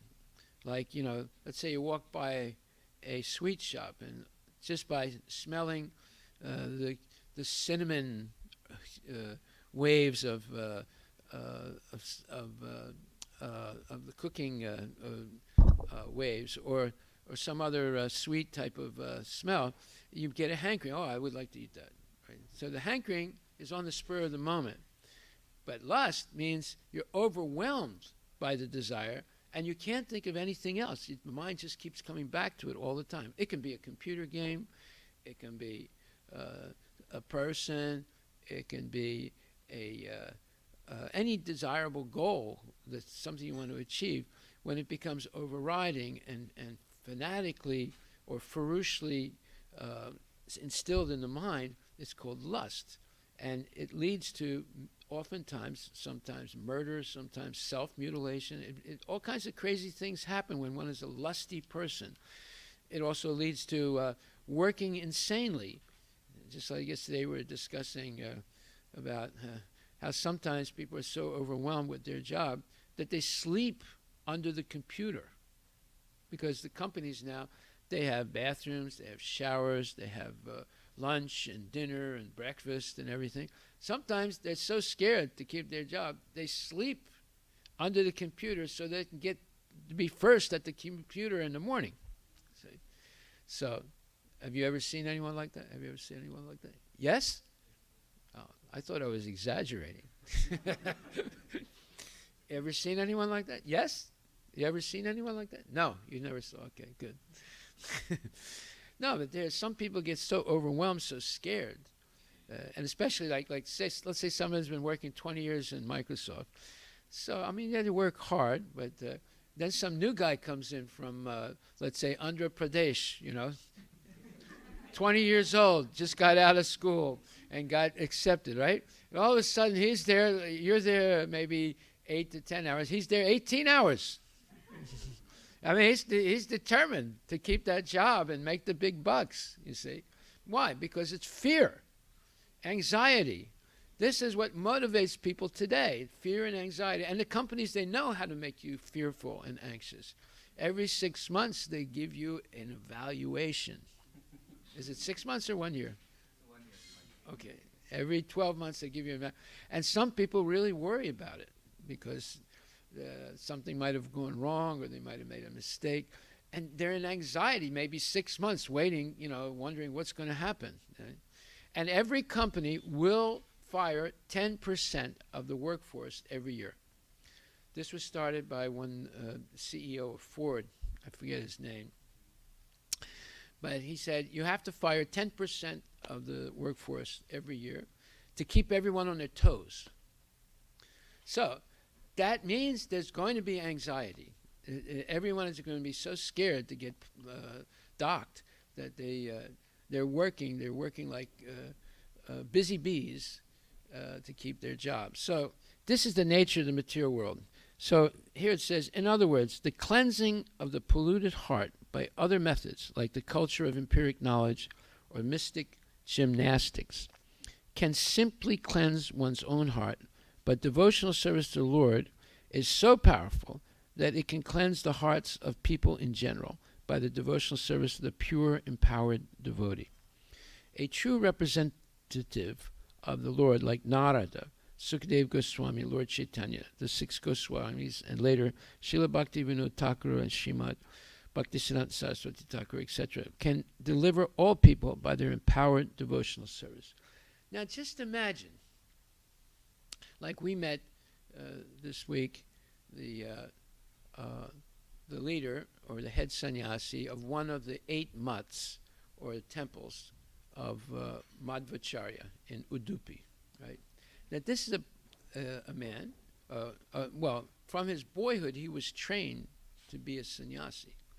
And to be chosen as the leader of one of the mutts, it is one of the most rigorous vetting experiences that anyone could ever have. They go through hundreds, sometimes thousands of people's performance in Udupi to pick one person who's going to be the future leader of the mutt. And there's 8 mutts. And they'll go through hundreds, sometimes thousands of resumes before they choose one. Because whoever they choose, that person has to be celibate their whole life and has to not be in any way enticed by the material world in order to maintain that position of complete dedication to the mat or to the temple and to the deity. So one of those persons came here. He's like the second or third person that's come here to the temple. When we had our small house here, sometimes they would come also. Why did they come? Because we're all in the same sampradaya, the Madhava sampradaya, right? So we have basically the same philosophy. That is, we worship Krishna as the Supreme Personality of Godhead. So he came, and he was a genuinely nice person. He's been celibate his whole life. He's in his 60s. And he was gentle, and he was happy, and he was kind, and he's what you would call a real sadhu, right? So these are rare people. Now, let's say you have 3 sons, and one son is an IT, the other son's a liar, and the third son, you say, I want him to be a pure devotee, right? This was what happened originally in Europe and in India. They would have 3 sons. One would be, a scientist or something like that. One would be a politician, and one would be a devotee. And they wanted that. So, of course, that changed in modern times. And when Prabhupada was trying to get one son from one family, nobody gave him one son. He said, just give me your one son, I'll make him into a pure devotee. They said, no. He's not interested. See how much the culture has changed in India. But before, the family was happy that one of their sons would be a pure devotee, right? So, how about today? Do any of you want one of your sons or daughters to become a devotee? Just like Rasavati is a devotee, right? Everybody loves her. Would you want one of your daughters to become like Rasavati, a pujari, or one of your sons to become a sannyasi from an early age and remain as a sannyasi their whole life and just be a preacher? See, I don't think so. I mean, people can say, yeah, I want. But if we come up and ask you, probably, well, let me think about that, You see, so you see the culture has changed so much where something that was traditional has become unbelievable now. People can't imagine. They say, oh, no, my son is going to waste his whole life just eating rice and chanting Hare Krishna. He'll be a failure. No, he won't be a failure. Was Prabhupada a failure? Was this person who came to visit us, was he a failure? Not at all. They're extremely successful, but in a different way than the paradigm that people think is success today in the material world. So, now, there is a very important point. In a letter on August 6, 1970, Prabhupada wrote to a devotee, the burden of useless theories can be avoided simply by following the Shastras. We should memorize it. Let's repeat this. The burden of useless theories can be avoided simply by following the Shastras. Now we're going to have a practical example of it right now. So Shrestha is going to read her homework that she did. Yesterday, Arush read his homework. I'm going to give more homework for next week. So you can come over here and the microphone and read your homework. Let's repeat it again. The burden of useless theories can be avoided simply by following the Shastras. This is a monumental statement by Prabhupada. Now we're going to see a practical example of it. Of course, if your kids don't come to the class, they won't learn these things. But the kids that do come to the class and do their homework will learn this. This is worth millions of dollars, this one thought. It can save a person from being misled their whole life if they accept this one statement. The burden of useless theories can be avoided simply by following the Shastras. Hare Krishna. Be close to the microphone. The assignment was to read the purport of Srimad Bhagavatam, 2nd Canto, 7th Chapter, 43rd to 45th verses, do some research, and give some egregious or really bad examples that support the statement made by Srila Prabhupada in the purport. That what? To support the statement made by Srila Yes. Prabhupada in the purport. And What Srila was the Prabhupada statement? says, mental speculations by adding some dozens of ifs and maybes cannot aid the advancement of knowledge. Okay, On the contrary. that's the statement, right? Mhm. Okay, go ahead. So, in the purport of Srimad Bhagavatam, 2nd Canto, 7th Chapter, 43rd, 45th verse, Srila Prabhupada writes, mental speculations by adding some dozens of ifs and maybes cannot aid the advancement of knowledge. On the contrary, such mental speculations will only end in despair by dismissing the case abruptly and declaring the non-existence of God. Unfortunately, the culture of mental speculation is so widespread that nowadays most of the so-called heroes and role models of this modern day spread avidya or ignorance. So I made a table with a bunch of examples of famous scientists. Of ignorance. Yeah. So Albert Einstein was a theoretical physicist. Remember yesterday I said, I can prove to you, although Einstein was a great scientist, he was an idiot when it comes to knowledge of God. Einstein believes that empiricism is a more reliable path than religion. Okay, explain what empiricism is. Empiricism means that you believe whatever your senses perceive. Yeah, you only believe things that you can see or touch. You don't believe anything that you can't see. He believes that if God exists, he is not personal. Einstein's religion is unbounded admiration for the structure of the world so far as our science can reveal it, according to his own words.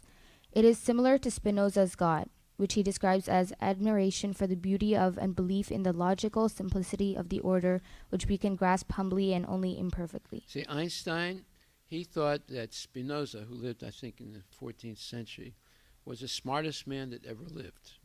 Of course, he was wrong. Spinoza was an impersonalist, although he wrote a lot of books and philosophy about God.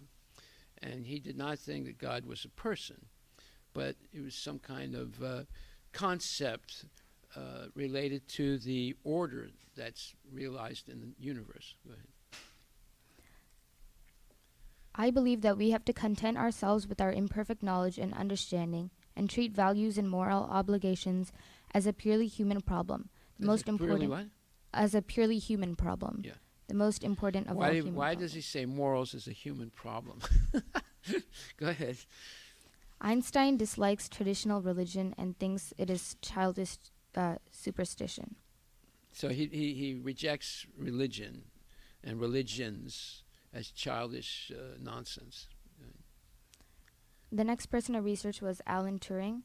Alan Turing was a mathematician, a computer scientist, a logician, a cryptanalyst, philosopher, and theoretical biologist. He's the father of the internet and of computers. He in these statements he made in 1950s. Turing was an atheist and only believed in the discoveries of modern speculative science. Among his many ideas was the belief that computers will become so developed in the future that they will be able to gain consciousness. He said that in 1950s, 1940s actually. And the next person was Charles Darwin. Charles Darwin was a naturalist, geologist, and biologist. Darwin is a famous scientist known for his theory of evolution, namely that all life as we know it evolved from a single-celled organism. And then I researched Stefan Hawking, who was a theoretical physicist, cosmologist, and author. Okay, so the problem with Darwin, he's got it completely backwards.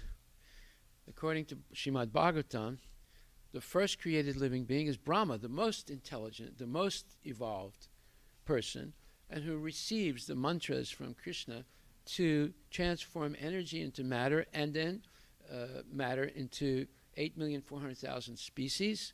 And then that includes the trees, the birds, the snakes, the bugs, the mammals, the human beings, everything, all living matter, right?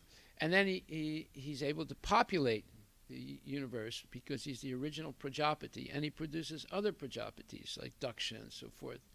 So he's the most, like, for example, if you were going to start a business, who would be the first person you hire? The bungie that cleans the toilet or the CEO? What do you think? Yeah. So Darwin said, no, it's all started by the bungie, right? A one-celled amoeba. Well, where did the one-cell amoeba come from? Well, there was a primordial soup of amino acids, and fortuitously, a big lightning struck it at the North Pole, and all of a sudden, the amino acids became a single-cell living being.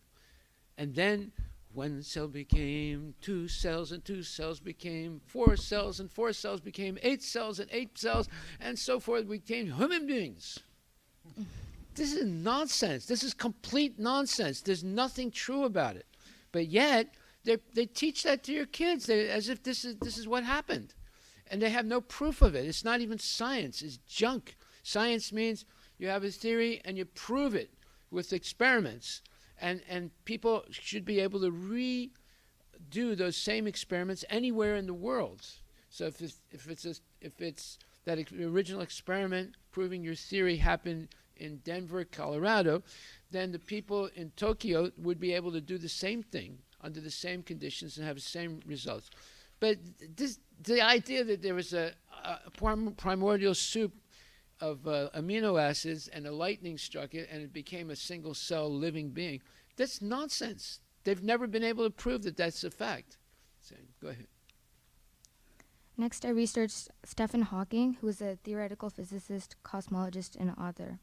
Hawking was an atheist and believed that we only have one life. He didn't believe in the idea of philosophy, saying that science has outperformed philosophy and has become, according to him, the torchbearer of discovery in our quest for knowledge. Hawking is open to calling the laws of science God, but doesn't believe that such a God would take a personal form. Albert Camus was a philosopher, author, and journalist. Frenchman. Yeah. Crazy Frenchman. Camus was an absurdist. He believed that there is a human tendency to seek inherent value and meaning in life, but that there is naturally a human inability to find any answers to the meaning in life with certainty. He states that belief in any religion or spiritual practice is philosophical suicide, and that one should embrace the absurdity of life in order to experience the fullest freedom. People are told to read books by Camus and Sartre, another one, and other crazy philosophers that have all these weird ideas, right? And that's cool. And they learn that in philosophy class. You have to read their books. Right?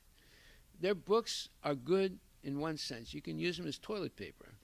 It probably makes good toilet paper. But as far as anything else, it's worthless. Absolutely worthless nonsense. Go ahead. Next, I researched Sartre. Sartre was a philosopher, playwright, novelist, screenwriter, political activist, biographer, and critic. He writes that humans are condemned to be free. He says, their being is not determined, so it is up to everyone to create their own existence, for which they are then responsible. Sartre denies any existence of a creator. He denies any existence of a creator. Or of God. Yeah. He believes that existence precedes essence. God does not exist, according to him, because people were not born with purpose. People have to find purpose only after being born in this world. This is completely opposite to what Krishna says. Krishna says that there's a plan of the Lord in the material world for the living entities. What is it? That this is a prison house of birth, death, old age, and disease. And the plan is that one has a chance to go back to Godhead where we came from through Krishna consciousness by meeting bona fide guru and hearing about Krishna and understanding that our real nature is the spiritual world, not the material world. There is a spiritual world. That is the ultimate reality. The material world is a perverted reflection of it. Just like if the sun is shining and it's shining on the surface of a river, and some of the light of the river is reflected on a wall, and you see some shadows on the wall. That is what the material world is like. It's the shadow, perverted shadow reality of the spiritual world. So we're not actually seeing real, we're not seeing things that have duration. Everything we're seeing is temporary. Everything we're doing is temporary. All the relationships we have are temporary. All the property we have is temporary. So, but we try to make them eternal and try and hold on to them, and our whole attachment forces us to take birth again. And one time I was on a morning walk with Prabhupada, and it was early in the morning in France, and we walked by this, we were in this one neighborhood where there were really nice houses, and Prabhupada stopped and looked at one house and said, and he pointed his cane and said, "This house is first class." He said, only a very first class person would have such a iron grid fence around his house. You know, there are bricks for about 3 feet, and then on top of that, this iron structure going all around the house. He said, this is first class. Even in India, only the first class people have houses like this. And I said, look at the windows. They are first class. They were all French windows, really nice. And look at the door. He said, it's first class. Even the knob to open a door is elaborate, you know. And he was saying, this is first class. He said, it's very good. And then he stopped for a minute. He said, it's too good. And that shocked us all when he said that. So why did he say too good? He said, the man that lives in his house, he has made everything first class. And he's very attached to his family, his kids, the house, the dog, the car, the garden. He said everything. So therefore, when he dies, he will not be thinking of Krishna. He'll be thinking of the house, the dog, the garden, the kids, the wife, his 401k, his bank account, this thing and that thing. And he'll take birth again in the house. But he won't be a human being. He'll be a cockroach or a microbe or an ant or something like that. So when he said that, it was devastating to all of us, because it was such raw truth that he was speaking. You know, it was shocking. You know, and and he was right. He was absolutely right. So, and it's a little frightening when you've never been introduced to that before, because you take for granted that this man is living in that house. That's the epitome of success. But actually, it's the epitome of failure, because he cannot disassociate himself, even up to the moment of death, from all those things that he possesses. I mean, go ahead. The above are some examples of men who are well respected and even worshipped in the material world for their philosophical and so-called scientific concepts. We can see that a very clear similarity between all these so-called great men is their tendency to depend on mental speculation. This tendency of mental speculation comes from false ego and the desire to be independent from the Lord. The existence of these anarthas prevents such men from ever realizing God. That is what is brilliantly captured by Srila Prabhupada in the purport of Srimad Bhagavatam, 2nd Canto, 7th Chapter, 43rd, 45th verse. Mental speculations, by adding some dozens of ifs and maybes, cannot aid the advancement of knowledge. On the contrary, such mental speculations will only end in despair by dismissing the case abruptly and declaring the non-existence of God. Based on Srila Prabhupada's statement, we can clearly see how each of the men described above were either atheists or had incorrect conceptions or perceptions of the definition of God. The only way to fix such a predicament is to cut the false ego and surrender to the systematic study of the science of God. This is explained by Srila Prabhupada in the purport of Srimad Bhagavatam, 2nd Canto, 7th Chapter, 43rd through 45th verses. The science of God is Srimad Bhagavatam. The sane person, therefore, ceases to speculate on subjects beyond the jurisdiction of his tiny brain, and as a matter of course, he tries to learn to surrender unto the Supreme Lord, who alone can lead one to the platform of real knowledge. In the Upanishads, it is clearly stated that the Supreme Personality of Godhead can never be known simply by working very hard and taxing the good brain, nor can he be known simply by mental speculation and jugglery of words. The Lord is knowable only by one who is a surrendered soul. Herein, Brahmaji, the greatest of all material living beings, acknowledges this truth. Therefore, the fruitless spoiling of energy by pursuing the path of experimental knowledge must be given up. One should gain knowledge by surrendering unto the Lord and by acknowledging the authority of the persons mentioned herein. The Lord is unlimited, and by the grace of Yogamaya helps the surrendered soul to know him proportionately with the advance of one's surrender. Albert Camus and many of the men mentioned above hold a widely accepted notion of absurdism, the idea that one can never know the purpose of life. As such, they believe that the escape from the absurd nature through religion is not possible because it requires a leap of faith. Such conceptions are held by most of the other so-called scientists in this world. This doubt, however, is cleared up by Srila Prabhupada in the purport of Bhagavad Gita, 9th chapter, 3rd verse, where he explains how devotional service can be directly perceived. It is said that the execution of devotional service is so perfect that one can perceive the results directly. This direct result is actually perceived, and we have practical experience that any person who is chanting the holy names of Krishna, Hare Krishna, Hare Krishna, Krishna Krishna, Hare Hare, Hare Ram, Ram Ram, Hare Hare, in the course of chanting without offenses, feels some transcendental pleasure and very quickly becomes purified of material contamination. This is actually seen. Furthermore, if one engages not only in hearing, but in trying to broadcast the message of devotional activities as well, or if he engages himself in helping the missionary activities of Krishna consciousness, he gradually feels spiritual progress.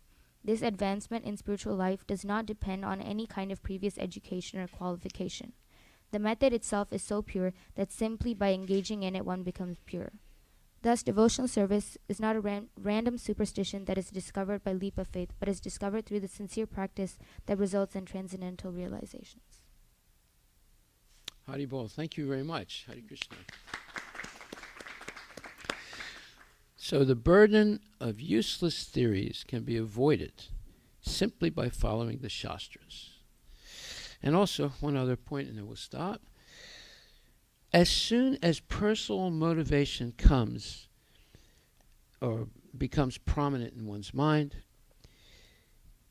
it is not possible for one to understand our Krishna conscious philosophy.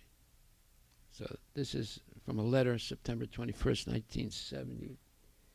Prabhupada says, as soon as personal motivation enters the mind, it is not possible for one to understand our Krishna conscious philosophy.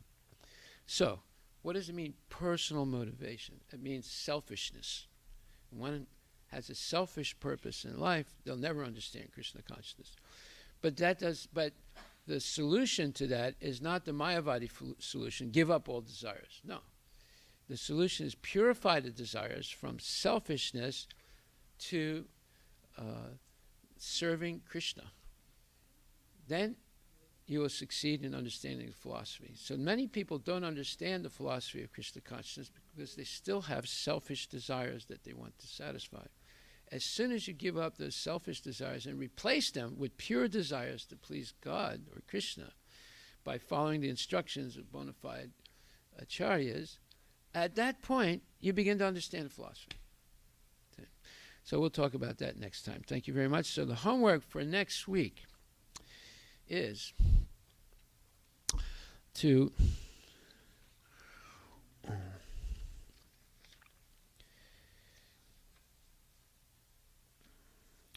explain the benefits that one can derive from hearing the Srimad Bhagavatam every day, spoken by genuine devotees. Explain what those benefits are. You would have to read many of the purports in Canto 2, Chapter 8, and also in Bhagavad Gita, 9th chapter. And that'll reveal many of the benefits of regularly hearing Srimad Bhagavatam and Bhagavad Gita also.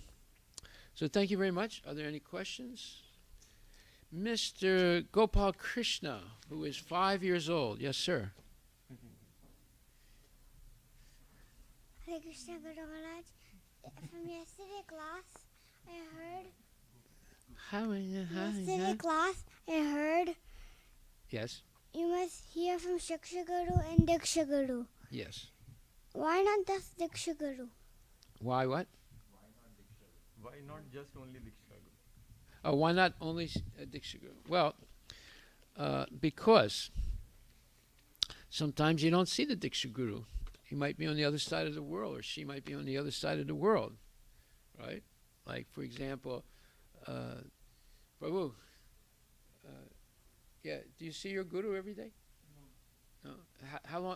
How often do you see your Guru? You see? Once in 3 years, he said. Of course, you can see him on the internet, but he doesn't see him in person, right? And he doesn't get a chance to ask him questions oftentimes. You would have to send an email, ask a question, and that's if the Guru agrees to. I mean, his Guru has like 5,000-6,000 disciples, so it's difficult to get questions from all of them. So that's why you need a Siksha Guru. You understand? Okay. Hari Bol. Any other questions? Samarth has a question. Okay.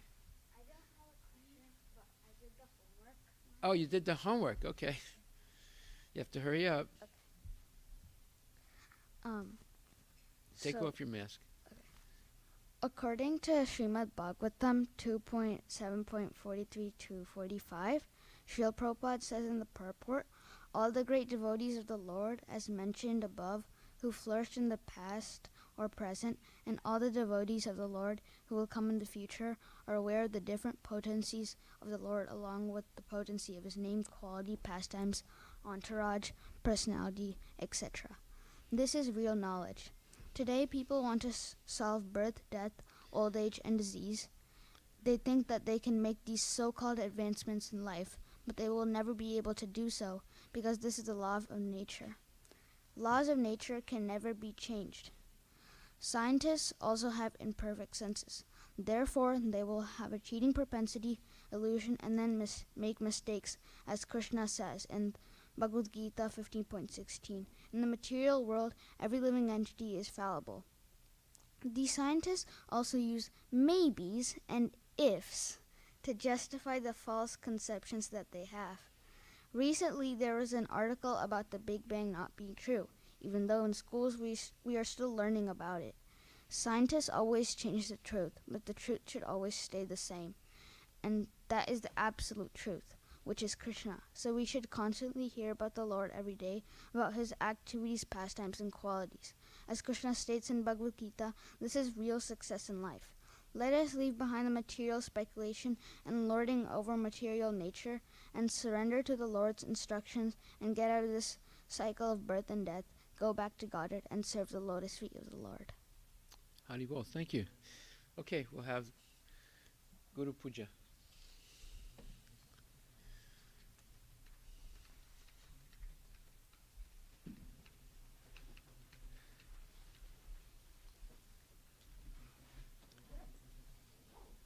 So, who would like to chant the Guru Puja prayer? Yes. Good thing I asked.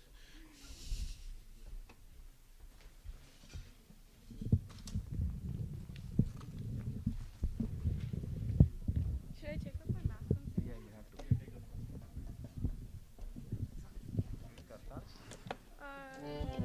No, it's fine.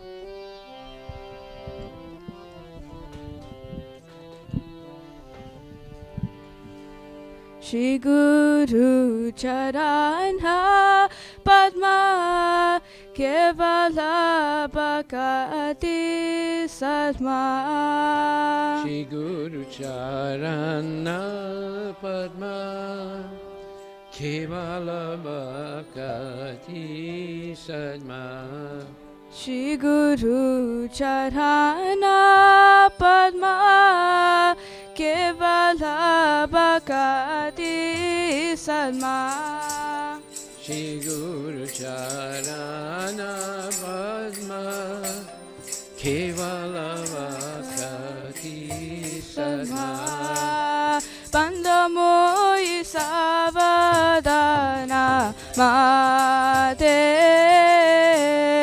Pandamoi Savadana Mate Pandamoi Savadana Mate Pandamoi Sadhanamate Jahara Prasade Bhai Ye Bhavatori Ai Jai Janara Prasade Mai He Bhavadoriya Jai Krishna Prapti Hoi Jaha Hoi Te Krishna Prapti Hoi Jaha Hoi Te Krishna Prapti Hoi Jaha Hoi Te Krishna Prapti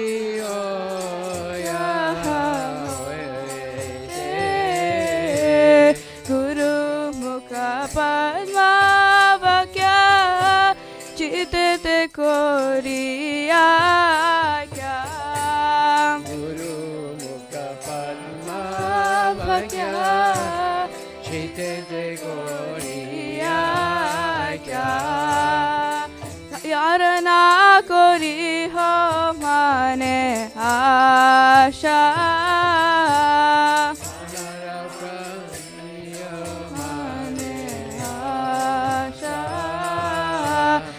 Arana Kori Ho Mane Asha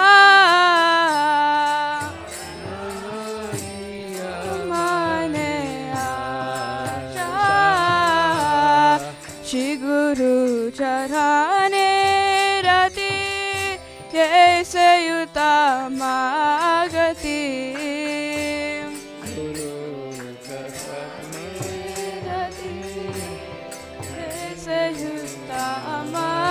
Amagati Shri Guru Charane Rati Yese Yutamagati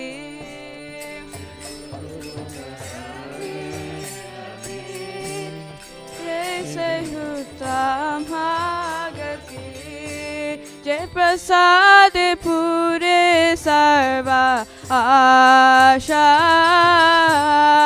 Prasade Pure Sarva Asha Jai Prasade Pure Sarva Asha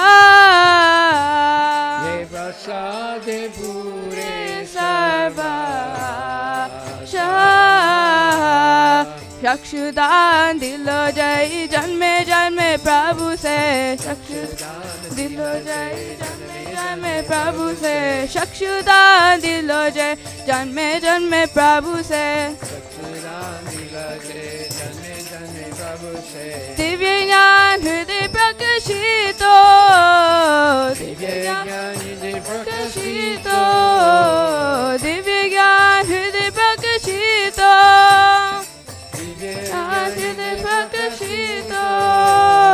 Prema Bhakti Jaha Hote Avidya Vinasha Jate Jaha Hote Avidya Vinasha Jate Vedigai Jahara Charito Vedigai Jahara Charito Shri Guru Karuna Sindhu Adama Janara Bandhu Karuna Sindhu Adama Janara Bandhu Lokena Lokira Jivana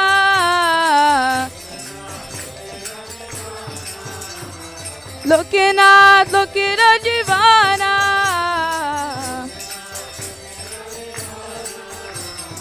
Ha ha Prabhu Koro Doya Deho More Pada Chaya Ha ha Prabhu Koro Doya Deho More Pada Chaya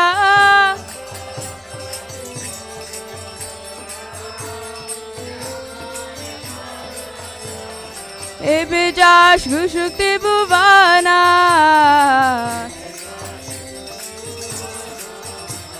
Prabhupada Patita Pavana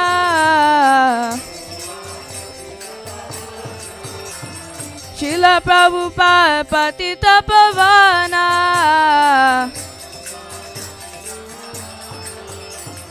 Jaya Prabhupada Jaya Prabhupada Jaya Jaya Prabhupada, Jaya Prabhupada.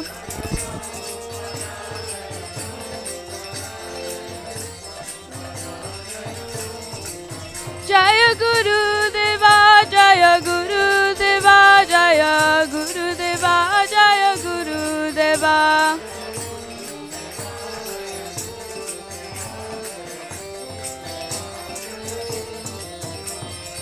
Namah Vishnu Padaya Krishna Prasaya Bhutale Srimati Bhakti Vedanta Swami Iti Namine Om Vishnu Padaya Krishna Prasaya Bhutale Mati Bhakti Vedanta Swami Iti Namine Namaste Saraswati Deve Gauravani Pracharine Nirvisesha Shunyavadi Pasyatya Deshatarine Saraswati Deve Gauravani Pracharine Nirvisesha Shunyavadi Pasyatya Deshatarine Jaya Shri Krishna Chaitanya Prabhu Nityananda Shri Advaita Gadadhar Shivasadi Gaur Bhakta Vrinda Krishna Chaitanya Prabhu Nityananda Shri Advaita Gadadhar Shivasadi Gaur Bhakta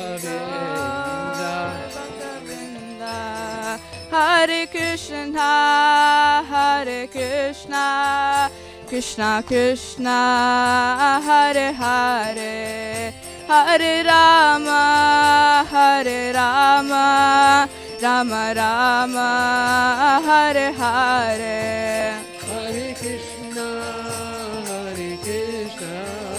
Krishna Krishna Hare Hare Hare Rama Rama Rama Rama Hare Hare Hare Krishna Krishna Krishna Hare Hare Hare Rama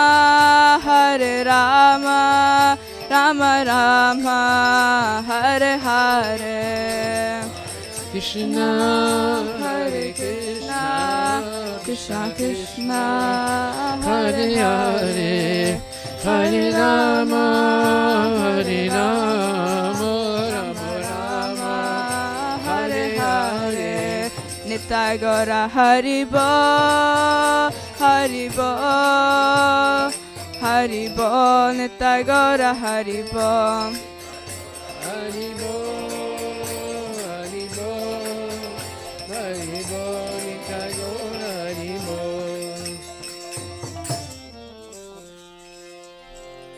Jayom Vishnupad Paramahansa Pravajika Shasta Tarasatara Shri Shimad His Divine Grace A.C. Bhaktivedanta Goswami Maharaj Srila Prabhupada Ki Jai Anantakoti Vaishnava Vinda Ki Jai Namacharya Srila Haridas Thakur Ki Jai Pram Sikaho Shri Krishna Chaitanya Prabhu Nityananda Sri Advaita Gadadhar Shri Vasudeva Gaura Bhaktivinda Ki Jai Shri Radha Krishna Gopinath Samakunda Radha Kunda Giri Govardhan Ki Jai Shri Vrindavan Dham Ki Jai Shri Mayapura Dham Ki Jai Shri Jagannath Puri Dham Ki Jai Tulasi Devi Ki Jai Bhakti Devi Ki Jai Ganga Maya Ki Jai Yamuna Maya Ki Jai Samaveda Bhaktivinda Ki Jai Itai Gaura Premanandi.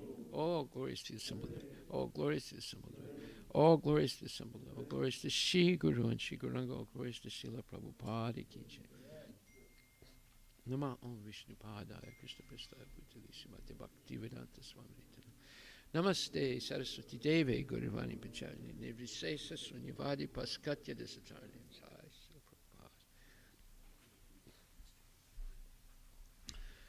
The lotus feet of our spiritual master are the only way by which we can attain the pure devotional service. I bow down to his lotus feet with great awe and reverence.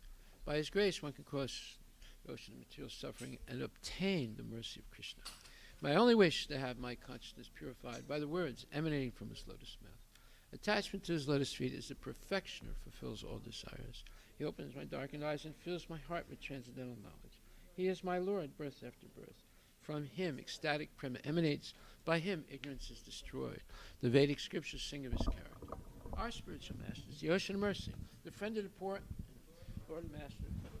Oh,